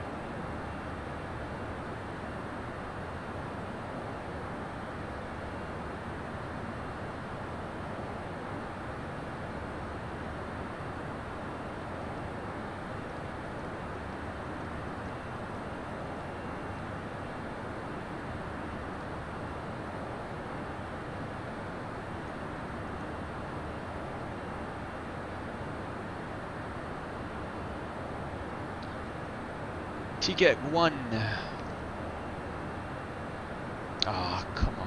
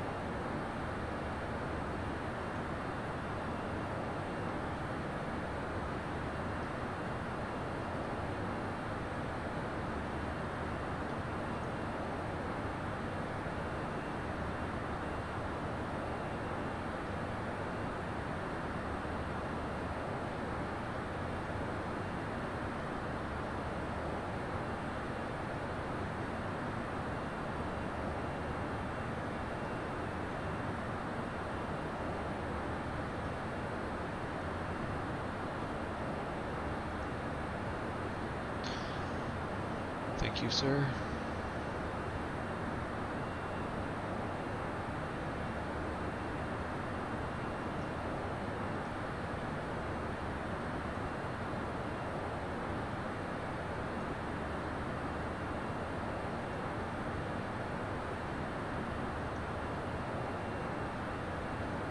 No problem.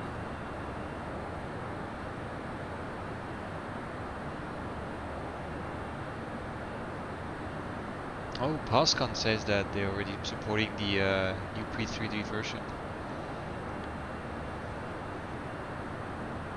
That's nice.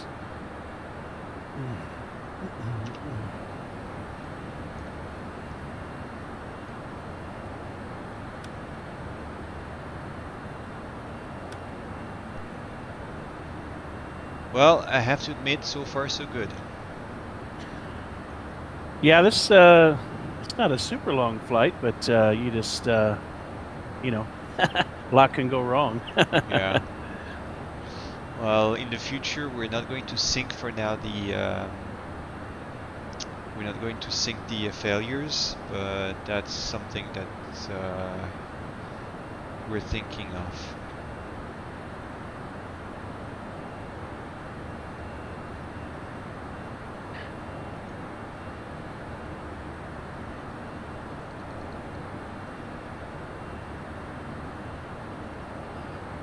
Is there an extensive list of failures or just basic stuff? No, if we start syncing failures, then in this case it will just Yeah, it's going to get complex.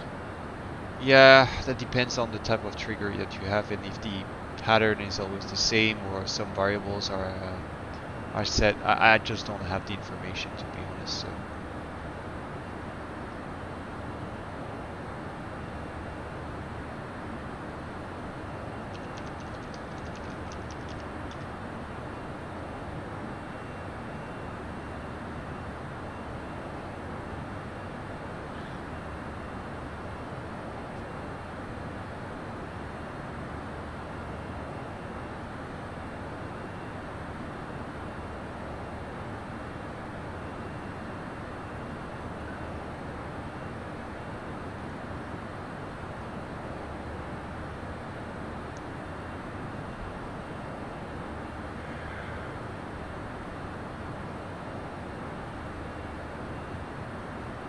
Dual engine failure. Craig is requesting for an engine failure, but I'm not going to risk that for now. That's 50, a whole. at 50 that's a nautical whole miles from process. the airport, shut them both and make things really, really interesting. Is the rat simulated? Yeah.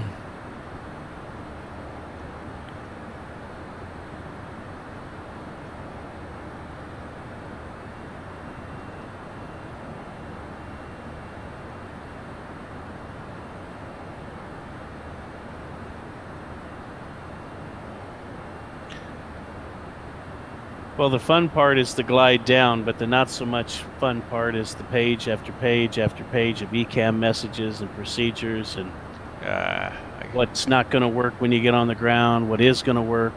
Uh-huh. Yeah. He wants to test you, actually. That's why he's saying that. Well, the person that's going to be tested is you. I'll be flying. You're the one doing all the. Oh shoot, yeah.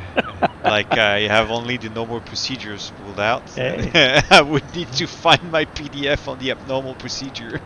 Stick and rudder, man. That's all I got to do. Just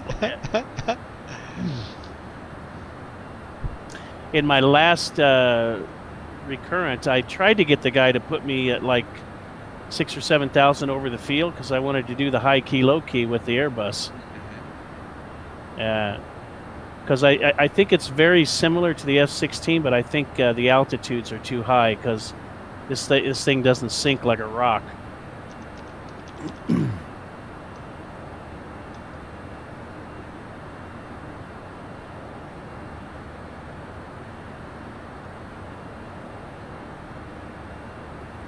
Plus, if you do something like that with engine failures, you need to have trim buttons set up for the rudder trim, stuff like that. You don't have that? Oh, but the No. trim is not going to work on both sides. This is the problem if you Right. start being manual. Well, normally, like if this happens in the airplane, I don't even look down. I just reach my hand down and I grab it. Yeah. And I turn it in the proper direction for 12 seconds, and then that's very close. And then I just look at the beta target and see where that's at, and just center it up, and that's it. Autopilot on. That's it. It's one of the easiest planes to fly with the engine failure. You lazy boy. Hey, it's all about resource management, man. you have enough to deal with the passengers, probably. Well, we were taking off to Cairo in the middle of the night, and as soon as we got airborne, the weather radar failed, and we don't have a backup. So, Oh yeah. for obvious reasons, you don't want to fly at night with no weather radar. Now, if you're halfway to Cairo or wherever your destination is, you got to kind of look at the weather reports and decide, is it safe to continue or what? Because on a clear night with a full moon, you can see the ground from 37,000 feet. Wow. Yeah. So it's, this was a pitch black night. You couldn't see anything. So I elected to come back and land, but we were 4 tons overweight, I think. So it's a whole, it's not an exhausting procedure, an overweight landing, but it is a procedure. And when you're flying and trying to make sure the other guy's doing what he's supposed to do. So that means if you're It's- overweight in this case, you would need to spend some fuel before you actually touch down. Well, that would have cost us about 3 hours of flying around with the gear down. Oh. And would have cost the company a lot of money. The flight probably would have been, well, it would have been super delayed, maybe canceled, because it would have been close to us timing out for the round trip. So I elected to do an overweight landing, which saves time, money, and it's a procedure in the book. And as long as you land below a certain foot per minute, no inspections required based on your weight. Okay. In the FCTM, it shows, I think, 360. I'd have to look at it again, but 360 foot a minute, and I touched down at 100 foot a minute, so it was no big deal. But there is a procedure. There is some, stuff you have to go through. So what I just do is I just give the controls to the pilot monitoring, to the first officer, and then I do all the checklists. I do all the setup. I brief the approach and do everything, and then when that's done, then I take the controls back and land. Okay.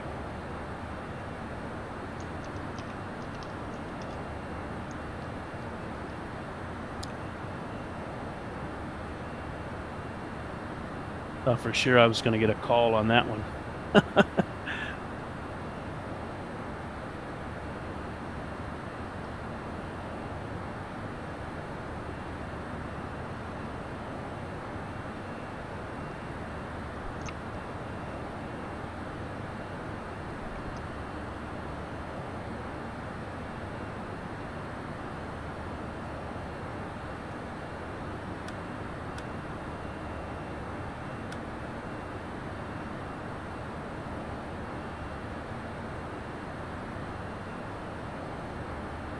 Can you grab the latest weather then?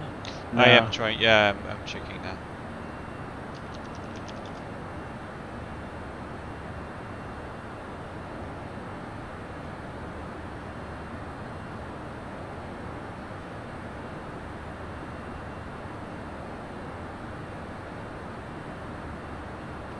Yeah, I'm checking. I'm putting out the last info.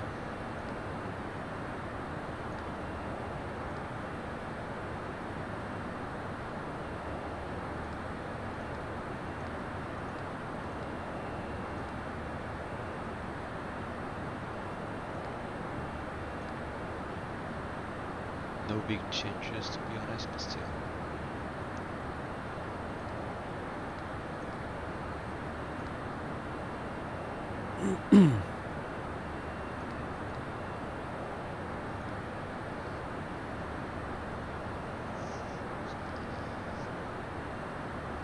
Alright, latest weather at 21 Zulu. 270, 11 knots with a gust wind of 21 knots. Variable from 240 to 330. Visibility 20 miles.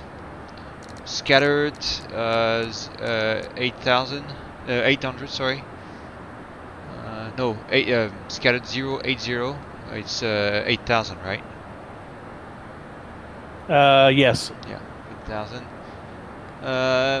Temperature 2 degrees, dew point -19, altimeter settings 2991, and remarks, I can't read those, I don't even know what they mean.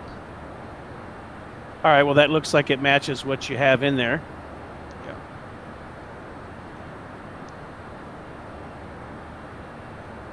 Come on. Yeah, and later on they're expecting showers and snow.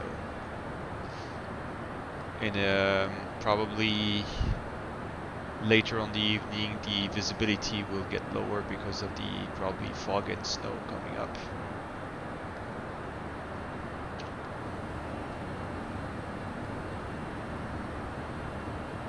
Okay, so I'll go ahead and do a brief then. You still have control. Okay. And I think this does not work. Let me just double check.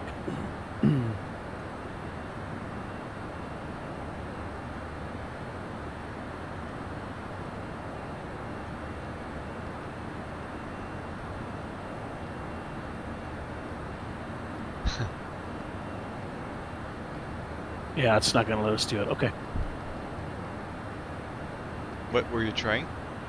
Trying the go around, acceleration, altitude, stuff like that. Oh yeah, but it's not. Yeah. We need an update for that. It's fixed, but on the next release, not on this one.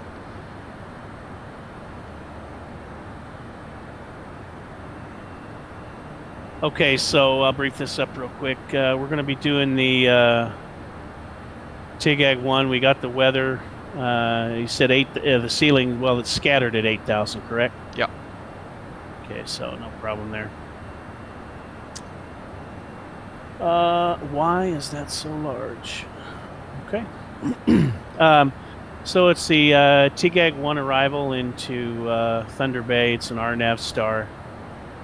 It's got some descent planning instructions there. We're just going to fly the plate. We'll just assume that, there's no ATC, so we'll just fly it as it's published. So we'll arrive over TIGAG, and then it's Alveb. Top of descent is going to be in 100 miles, so before TIGAG. And we'll descend on the arrow. Weather's been checked. Obviously, there's no holding procedures. The constraints, I'll go over those. And we're showing arriving at destination with 4.5 and an extra 0.5 on arrival. So that's not bad. For runway 25, we'll have after Alveb, it will be Kinun, Ukret, yes, correct, Gabber, and Pervu. And we have a constraint in terms of speed of 210 over Gabber. And then two-step descent, 6,000 minimum. Well, going back, so look down at the bottom and left of the chart. It says aircraft planning RNAV 25 cross Euclid at or above 5. But if you look at the depiction on the chart, it's at 5. Yeah, so it says at 5. So yeah. So we'll cross it. We'll just see what the MCD, how the airplane flies, right? Okay. We'll see how it does it. So from Alveb, then we'll go to Kinun, 6 and above. And hang on a second, plan. And this is where we go through the plan page. And yeah, it's all there. I wonder why it wasn't there the other day. Maybe there was just a hiccup because I was on the plan page. Yeah. But now they're all there, so it looks good. Yeah. So Kinun 6 or above, Euclid will be 210 max on the speed and 5,000. And then we'll go to Gabber at a max of 210. And then if you're with ATC, you would just expect present course, manual track out for runway 25. However, since we don't have ATC here, we'll just tie that in to our VIA, and we'll just roll right over here, Gabber at max 210 and 4,000, and then no lower than 3,400 prior to reaching Canev, and then the approach. So the approach plate, and I think you've got that as well as 12.4. It's the RNAV GNS Zulu runway 25. So typically what you do when you go through these is you want to go through each sector. I didn't on these star, but for example, from Gabber, you would want to actually look on your MCDU and ensure that from Gabber to Canev is 6 miles on the chart and 6 miles on the MCDU. Well, it shows 5 on the chart, but you can have a little bit of a fluctuation there. One, because it rounds up or down, okay? And then usually, 0.1 on the vertical profile, or 1 degree left or right. So it's 164 on the chart, and it shows 164 to Canev on the MCDU. So the next one then, Canev, is going to be 3,400 recommended, which is what we'll do. And then from there to VEPV is 6 miles. Are you playing with the arrows on your MCDU? Because I can't see you moving around, actually. Playing with the arrow. Oh, because I'm doing the breakaway. Okay. Is it doing it now? Yeah. Okay. So because you were using the 2D interface, right? Yes. That's why. That's why. Okay. Makes sense. You can't use the 2D interface when you are in Smart Copilot because otherwise it doesn't show on my end. Ah, good to know. I didn't know that. Yeah. So let's change a few things here then. So, because I've got the charts up on my side as well, here, so we can zoom in. All right. So from Canev, it's 254 to Berob, and it's Let's see. Canev to Berob should be 6 miles. It is 254. That checks.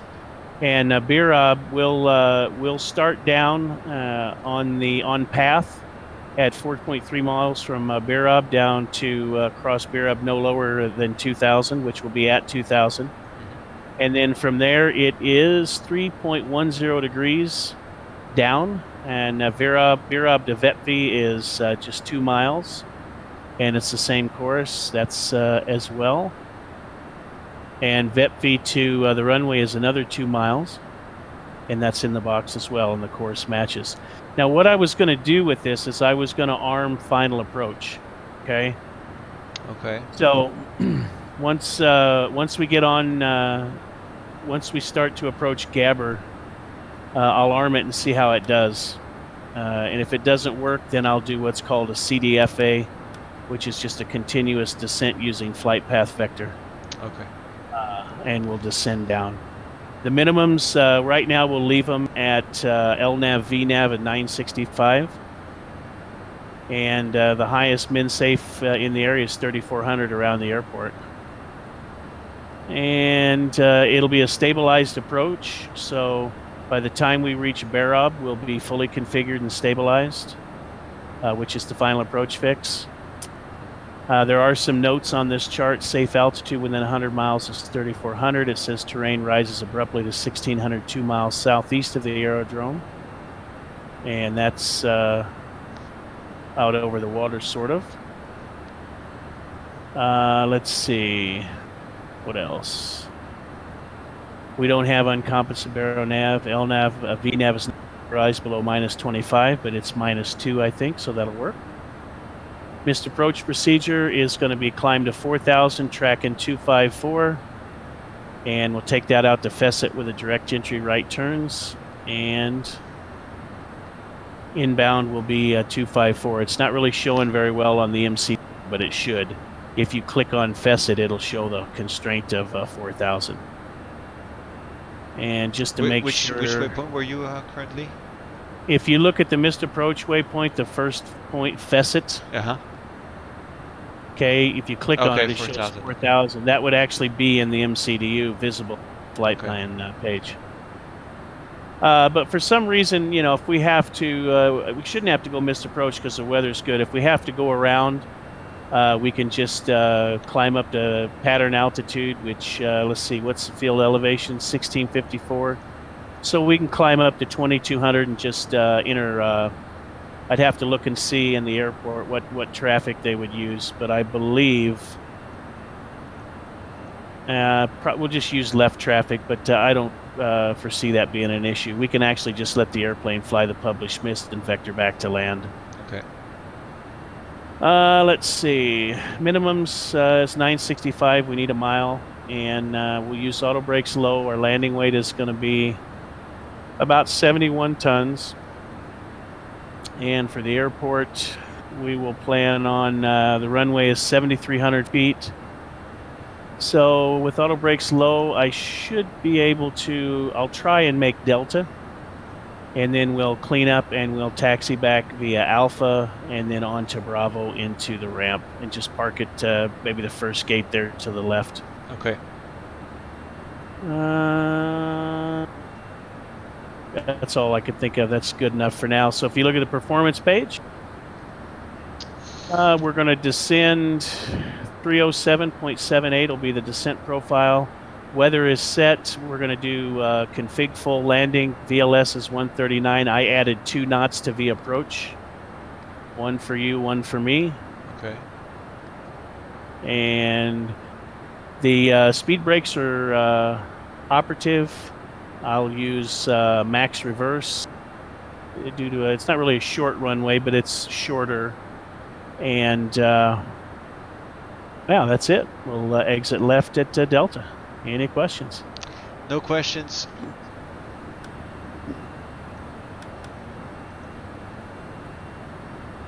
All right.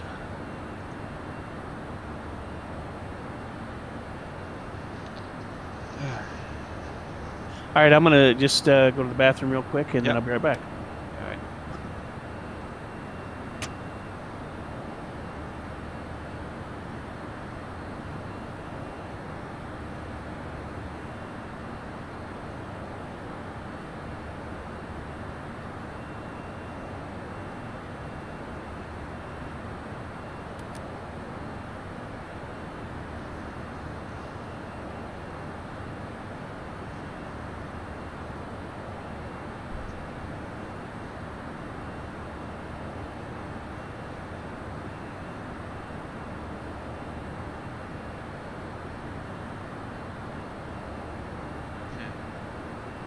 Arctic, I spotted you.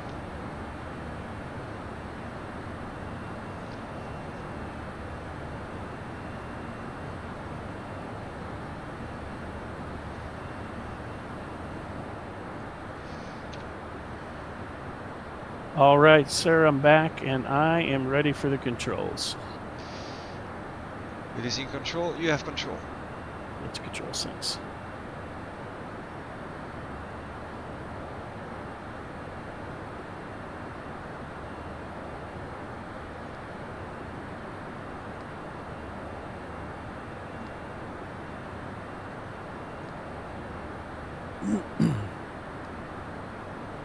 You see what I told you?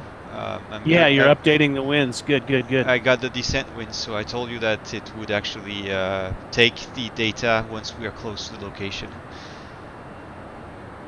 So that's an X-plane issue, right? That's an X-plane limitation, I'd say. Okay. Well, let's see how well the airplane performs. I'm going to set the altitude at Canev to 3,400.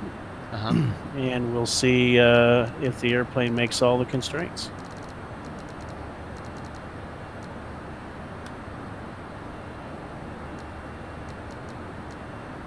So 3,400 check. Blue is set.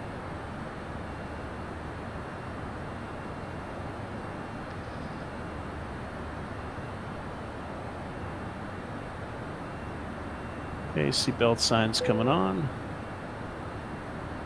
TCAS is below.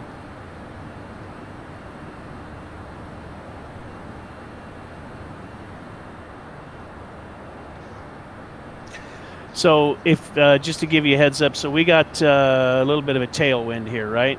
About maybe 20 knots. Yeah. If you had, let's say, 100 knot tailwind, you're gonna have a pretty steep descent path, so right? you would want to anticipate that, right? Yeah, you can play around with that. For example, you could set a slower speed, or maybe you could change the pressurization rate that you want the cabin to descend at. So I'm going to go ahead and descent, thrust, descent. We should get an altitude constraint whenever we get down lower. Okay.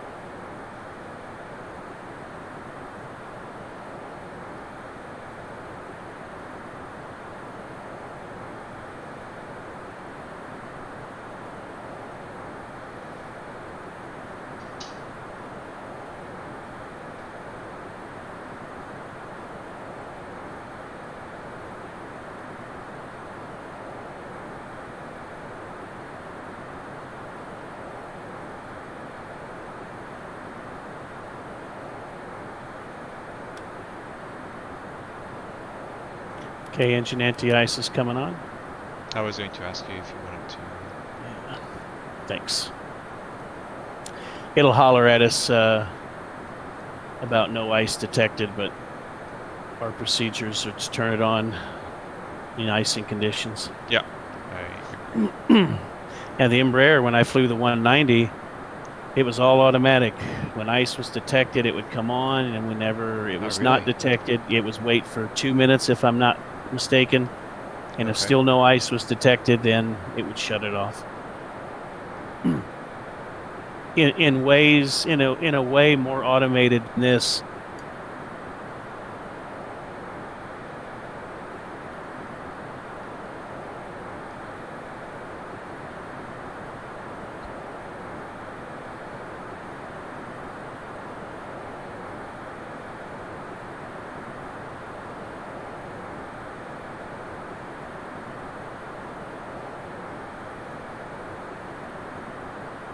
Let's see, one thing I missed here that I forgot, the transition altitude should be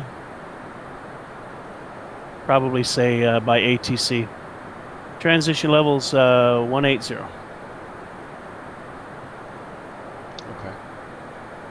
I don't see anything in the charts you sent me.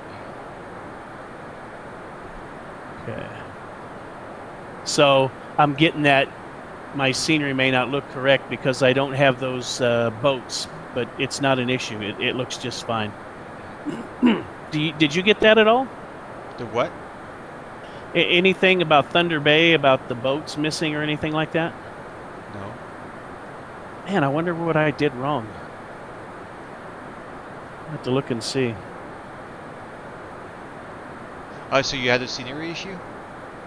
Yeah, but remember, it's just 5 items. There's just some boats not in the sea. That's okay. it. Yeah. Won't matter after we leave here on the next flight. I'll get rid of the scenery. Okay. Try to keep the hard drive as clean as I can. But yeah, if you look on your arrival chart, look at the top right corner. It'll say altimeter set is in inches. Transition level 180. Oh, okay. I see. Yeah. Okay, so then we go into the box, and we make sure that the transition level matches this, and that's what'll give us our flashing. Yeah, the flashing standard. Yeah. Exactly. And just confirm that's 2991, right? Affirm. Okay.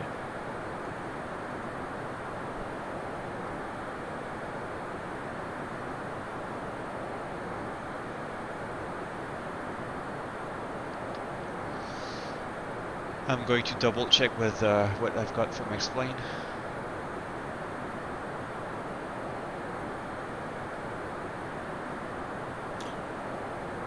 So Explain says, I'm probably going to refresh the weather actually, just to see.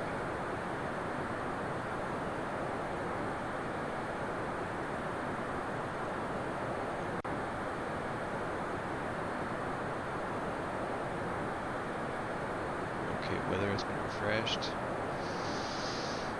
So I'm going to take the latest, the one from Explain actually, so I'm going to change that. Okay. So let me know what it is when you're done. Alright, so this one.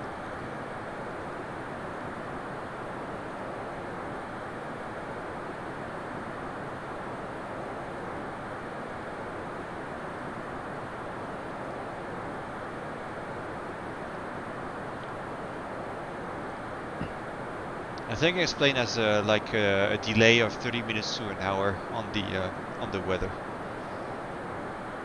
Okay. from what I understand.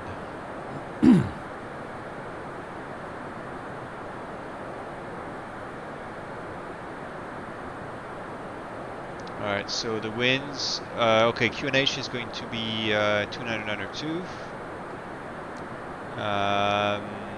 And winds, I have 310 for 13 knots, variable 270 to 360. What was it? Two what was the steady wind? Steady wind is 310, 13 knots, and variable is from 270 to 360.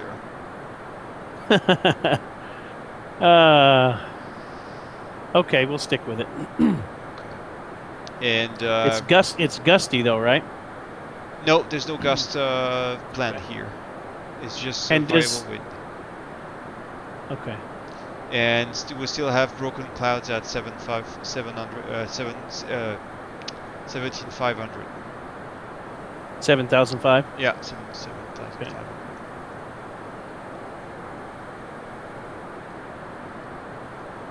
Does ground speed mini work in this? What do you mean? Hang on a second. What, the 410 stuff? So ground speed, let's go ahead and set QNH. Okay. And then what you do is you say, first of all, you check all the QNHs, and there's 3. You check mine, my Yep. main one, you check the standby, Yeah. and then I go down to the MCDU and make sure we have the proper QNH set there as well. Okay. So when I say set QNH, you say QNH set, cross-checked, passing this level, and I say check to make sure that our Okay. tolerance is good. So All right. So then Yeah. maybe we should check the next level we're passing in this case. yep. So you say QNH set and check, passing 16 whatever now. Okay. So yeah, QNH set, cross check, and passing 160 now. That's checked and no difference. And now it's time for the approach checklist. Okay. Approach checklist. Briefing. Confirmed, ACAM status. checked, Seat belts. on. Barrel ref. I've got QNH 2909 altimeter 2909 set. Altimeter 2902 set. Minimum. Is 9065 set. And 9065 set. Yep. Engine mod select. Normal. Approach approach checklist complete. That's it.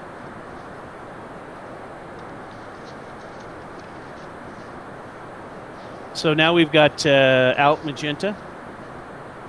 Yep. Which is good.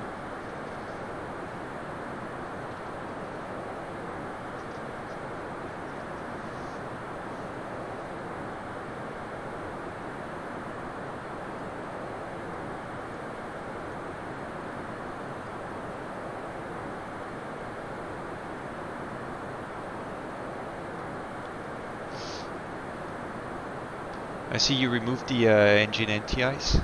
Yeah, I did. Another layer popped up. If we're below 10 degrees Celsius, we're going to go through these clouds. Just put it back on.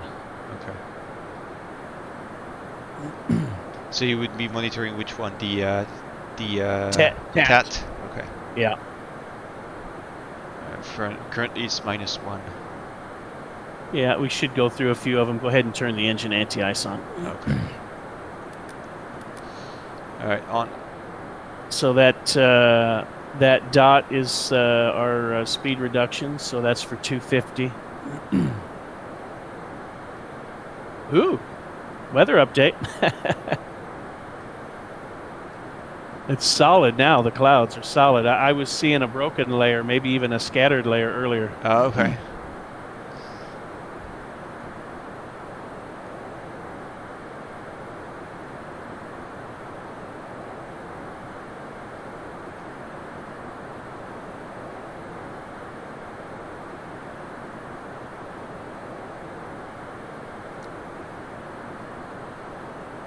Do you see a pretty solid layer of clouds? Yeah.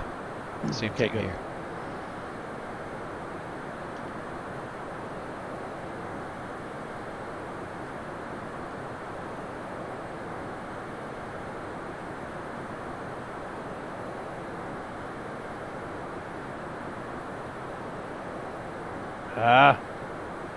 Can't get my thing right here.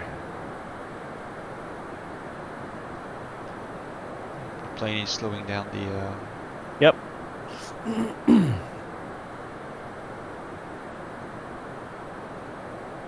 Oh yeah. Okay, 10,000 checks.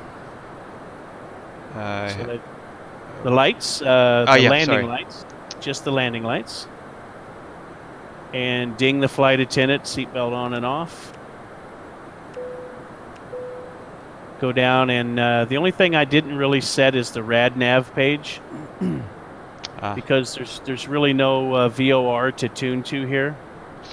And then the other thing you would check is just make sure that's set, and then you would see look at the progress page and make sure it says GPS primary with high accuracy. Yep. And if it was an ILS, you'd turn the LS on for both of us, but since it's a non-precision approach, we don't need that. And that's the 10,000 checks. And you would go into the nav rad to set the LS, right? No, you would just verify frequencies. Okay, courses. it's also set. Yeah, it's auto set. Yeah. Like if we were using, say, a VOR as a backup, or maybe we were doing a VOR approach and we wanted that in there, then you would just check that. Okay. Looks like the radar is off. Because see, it's missing the tilt of the radar, and I'm not sure if you guys are No. There's nothing. I mean, modeling that or not. No. Okay.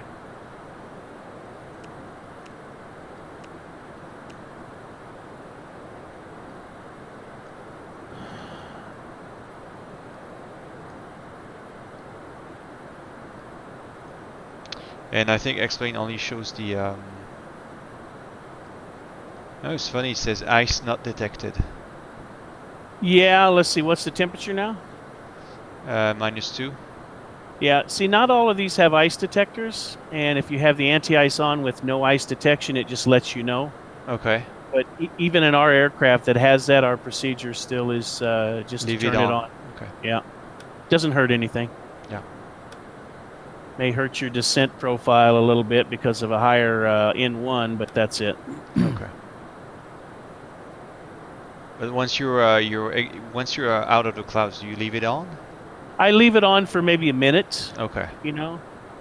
We were going into Denver, Colorado one night, dropped into the soup about the final approach fix, and within 10 to 15 seconds, I had high vibrations on the engine. When we got on the ground, we had 3/4 of an inch of ice on every surface that was unheated, including the blades and the spinner of the engine. Unbelievable, right? 3/4 of an inch of ice in 15 seconds. Wow. Well, high vibes in 15 seconds because the ice was sticking to the blades. And when it gets that bad, when you get on the ground, you can't de-ice the engines. You have to take a heater and heat the blades to melt all the ice off. I see. Okay. Down for a couple hours. So anyway, yeah, it's better to go in and be cautious with the engines. You don't want anything to happen. Yeah, I'll have to show you something after the stream, actually. So, okay, so we made our constraint at Kinun, 6 and above. Looks, Yep. We should get a decel point here for 210.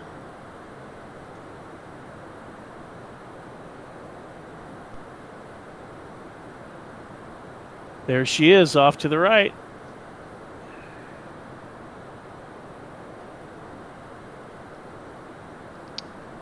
Yay. See, I like going into these smaller airports. There we go, yeah.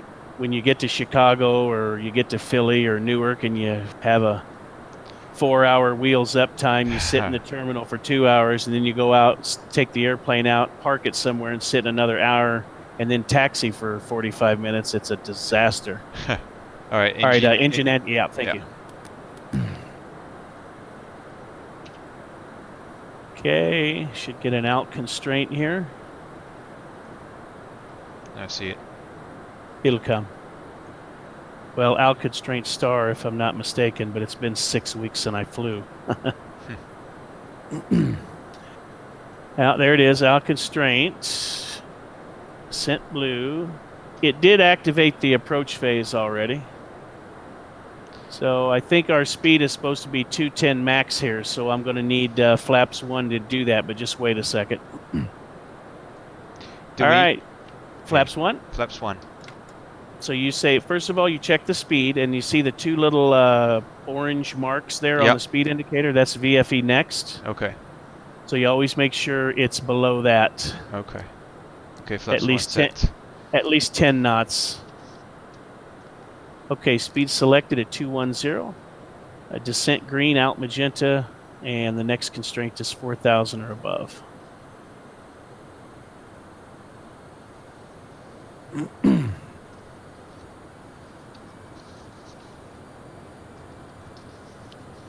Let's see what it does.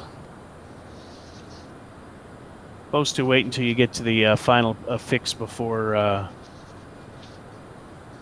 your final descent, but we'll see what happens.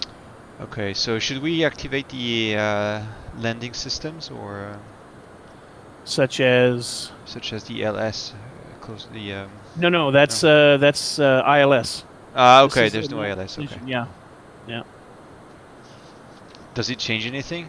Because I mean, there's no ILS on that runway, right? No, but you'll get a flashing. Okay. Yeah, turn yours on. You should get a flashing warning. Nope. Yeah, there it is. VDEV. See it? Flashing. Okay, yeah. Vertical deviation. Yeah, so turn it off. All right, let's slow things down here a little bit. 200. Selected.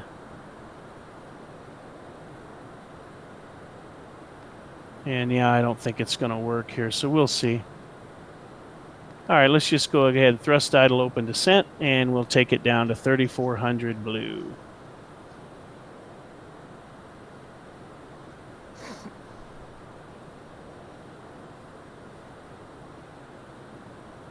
Now, for some reason, this will not arm whenever I get to the final fix. I mean, there's other constraints in here. I didn't really go over them. We'd have to look at the required navigation performance, which there's nothing specific set for it, but usually, well, it depends on what you do, but 0.3, it could be down to 0.1.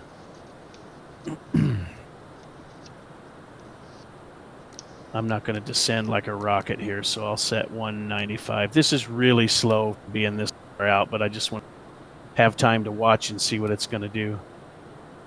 Okay. All right, so CANEV 3,400, and you can see below the VDEV points, so I'm going to go vertical speed minus 5. Okay.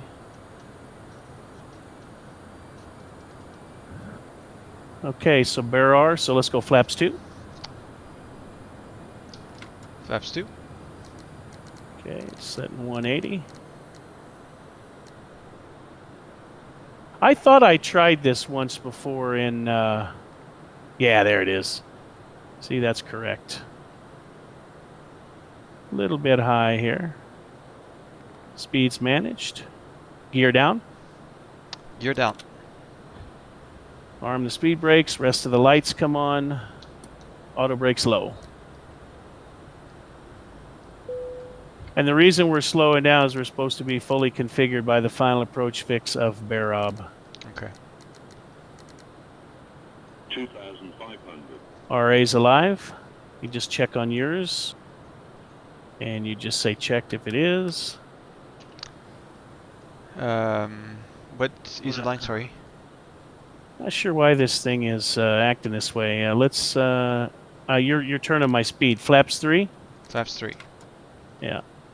No, I was not touching the speed. It's just the. I'm not sure why this is doing this. It's Smart Copilot and the. Okay. Yeah. Gotcha.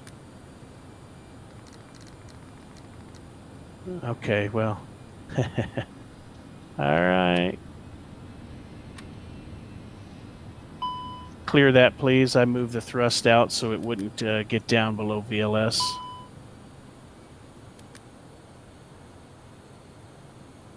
Flaps full. Flaps full. There needs to be we need to have a click in here so that you actually hear when it clicks when you're in a thrust set position. All right, set missed approach altitude of 4,000, please. 4,000. And landing checklist. 1,000 blue. All right, landing checklist. Cabin crew. Advised. Auto thrust. Is speed. Auto brake. Low. ECAM memo. Is landing no blue. Landing checklist complete. Thanks.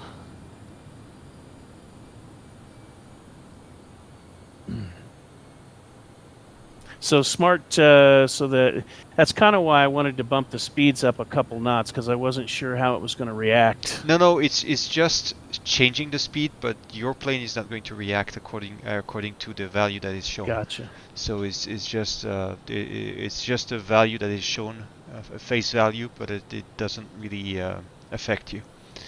Yeah, it's starting to do some. I heard speed, but I'm not sure. I think that's just a sync issue. Yeah. Okay. Oops. There's 1,000 feet checked.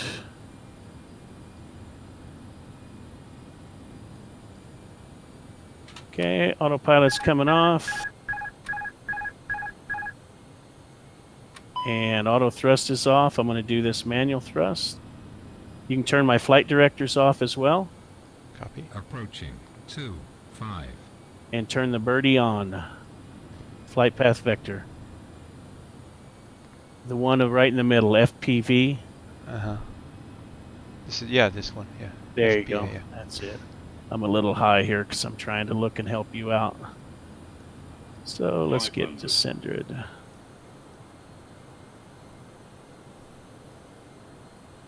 400. There we go. 300. Not sure why that did that. Sync rate. Okay, correcting. 100 above. Check. 50. 40. 30. Retard. 10. 5.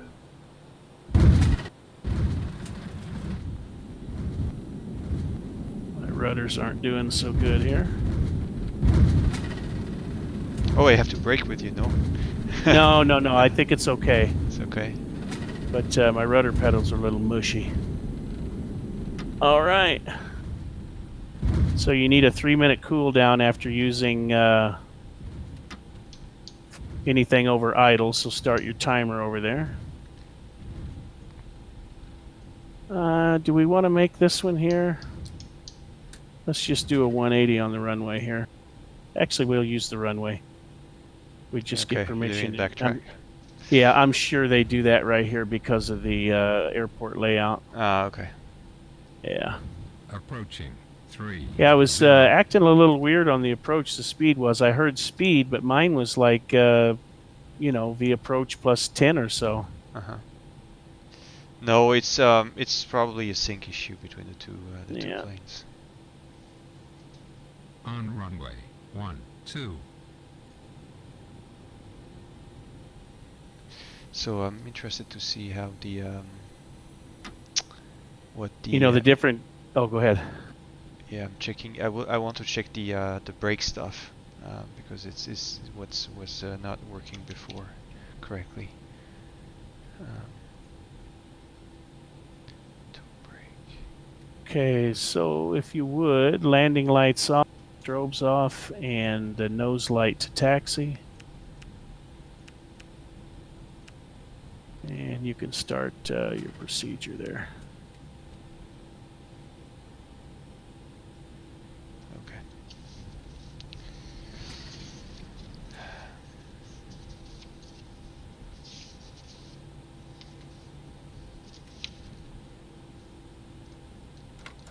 Okay, just so you know, I don't think I have brakes.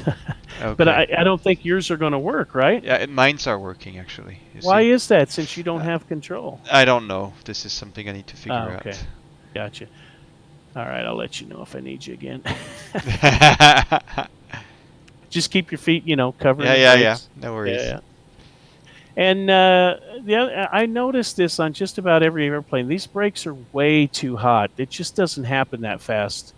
If it, if you use low auto brakes like in Riyadh, when it's 45, 46 degrees Celsius, it gets upper 300s, but What's it takes it a what's your long current time. temperature? Because I don't think we are in sync for that. But I got 500, 600. I think we're going to blow a tire. oh, but I have 270. You see, so this is definitely not in Okay. sync. So I got the brake fans on. Okay, after landing checklist, please. After landing checklist. Flaps. Retracted. Spoilers. Disarmed. APU. Start. Radar. Yeah, go ahead and start the APU. Yeah. That way we'll be ready for us at the gate. APU start. What's next? Radar. Off. And predictive wind shear system. Is off. It's not simulated anyway. Okay. All right. Little help here with the brakes.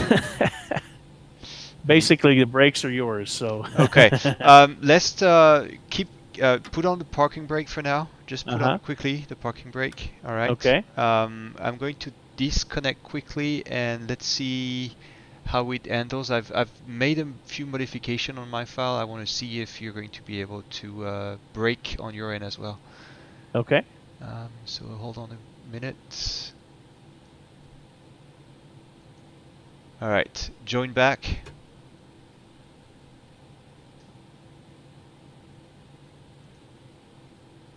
All right, now let's check if. All right, move forward and see if your brakes are now responding. Okay. Yes. No, they're not. They're not. Well, give me control. Oh, sorry. Yeah. Yeah. Just There to we make go. sure. I'll add a little power here. Nope. No, they're not. Okay. So I'll tell you what. Request the controls. Mines are working though. Are they? Hold on. Okay, I'll set the brakes. Parking brake is on. I see that. I want to check why it's doing that. I think I have an idea about why it's doing it, but I need to confirm that quickly. The other thing that's interesting is I'm flying with a pressure stick, so it's a total different feeling between the real aircraft. It's better to fly with a spring stick. Oh, okay, yeah.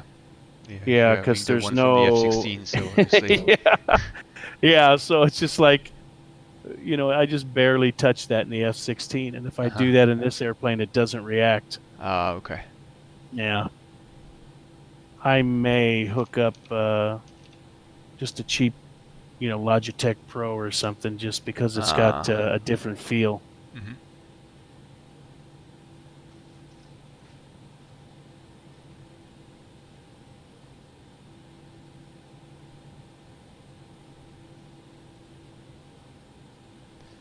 Um, I'm going to request the controls. Okay. Okay. Now I'm checking what's.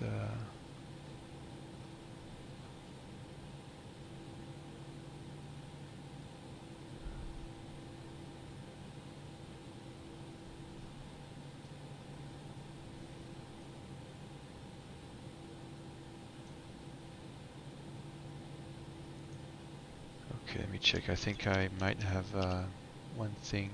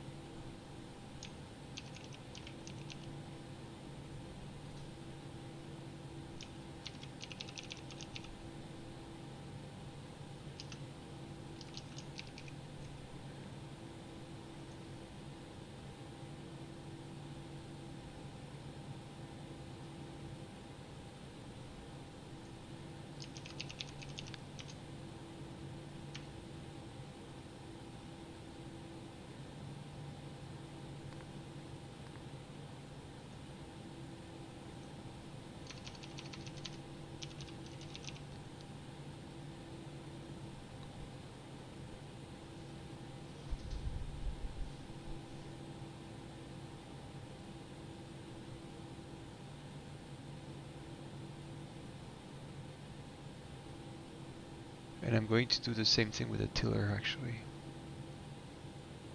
Well, you know, I tested those before we started the flight, and It worked. was, you said it was a bit slushy and not working very good.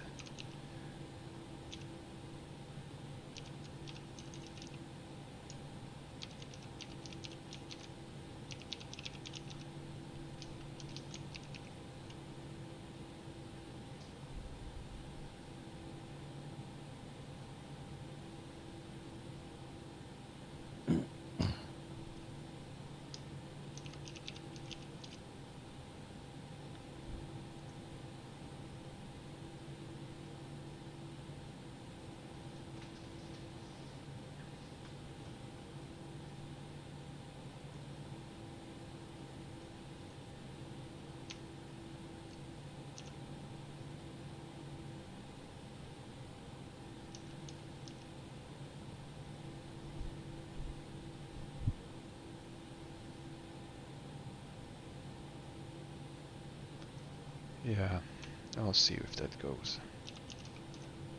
Pedal.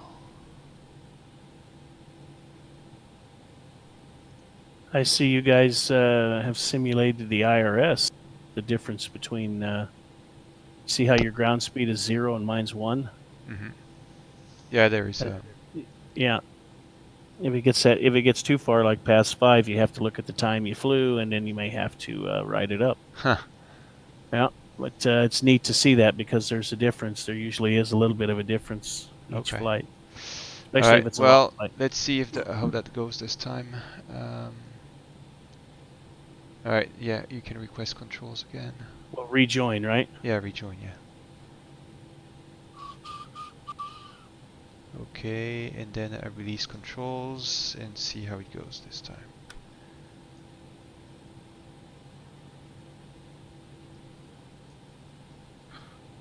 Okay, I was just checking the tiller.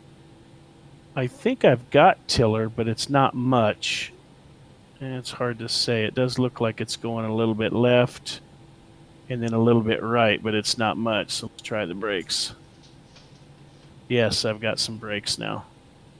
Brakes working? Yeah, a little bit. Let's see if it stops. Yes, they're working. Ah, good. So I've solved the brakes issues.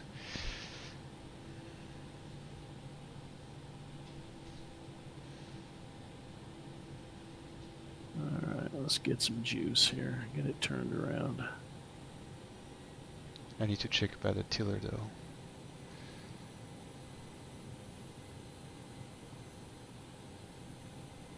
Are you controlling that with the with your pedals or? I'm using the rudder. Yeah, it's quite awkward. Okay.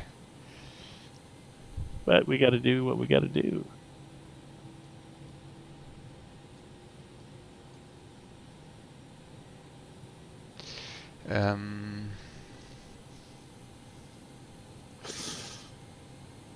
All right, so taxi light and turn off lights off.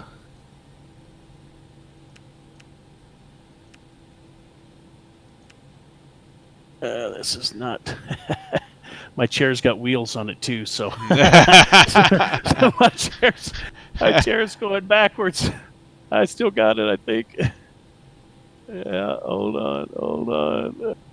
Whoa, we're moving fast now. Give me some brakes, Max, quick. So it's not working. Yeah, it dropped out again. Okay, park and brake is set. APU bleed on, please. APU bleed on. All right. All right, now all you do is turn off the fuel pumps, and that's it. You do your, you check the difference between 1, 2, and 3 for the IRs, but that's, that's it. 2 center pumps, the transfer pumps, and that is it. Parking checklist.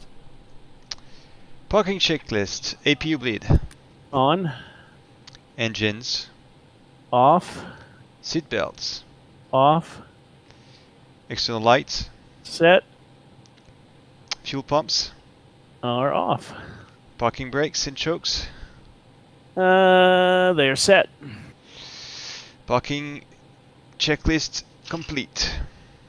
Well, you've been a fine first officer.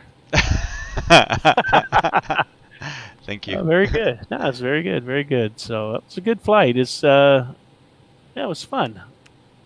I spent probably 30 minutes in there making dinner, though.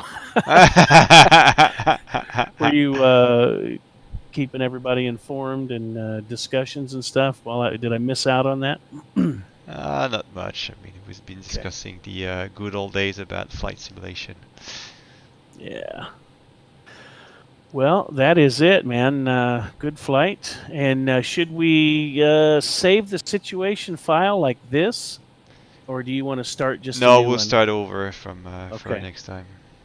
As we Right. will have a fresh plane to start with. Yes. Not the same tail number. Yeah. Well, the next one's yours, so you plan it and set everything up, and Okay, I'll have to. you get to pick the destination too. Oh, that's going to be interesting. Yeah. So let's see where you pick. Yeah. Well, you got to make a decision though. Are we going to cross the pond, or are we going to go up over Greenland and Iceland? Because that should. Well, in this case, we'll probably leave it running for a while and. Well, that can be done, and the nice thing is those auto saves on the situation if it does crash or something. But yeah, we can certainly do that. Just watch some movies, whatever. Yeah. Probably. I mean, I don't mind doing the full flight. It's not that bad from the East Coast. No, but it's very long for nothing. We probably exactly. have better things to do meanwhile than having a computer running and just faking a flight. So.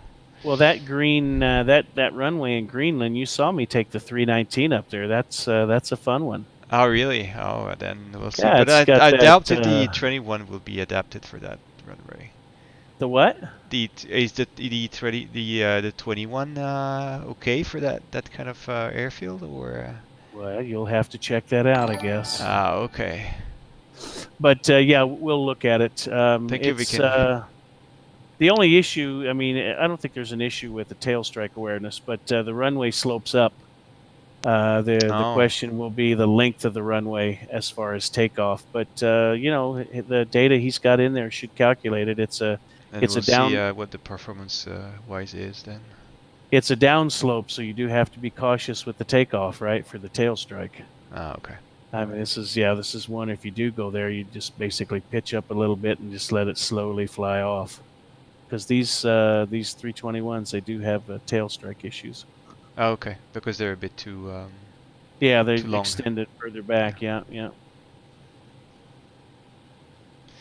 Well, people, we're going to close the stream now. It's been fun, and well, we hope to see you for the next leg that I'm going to prepare to get into, well, back to my place, Europe. Anyway, thank you everyone for watching. See you next time, and until then, safe flights and enjoy. Bye bye.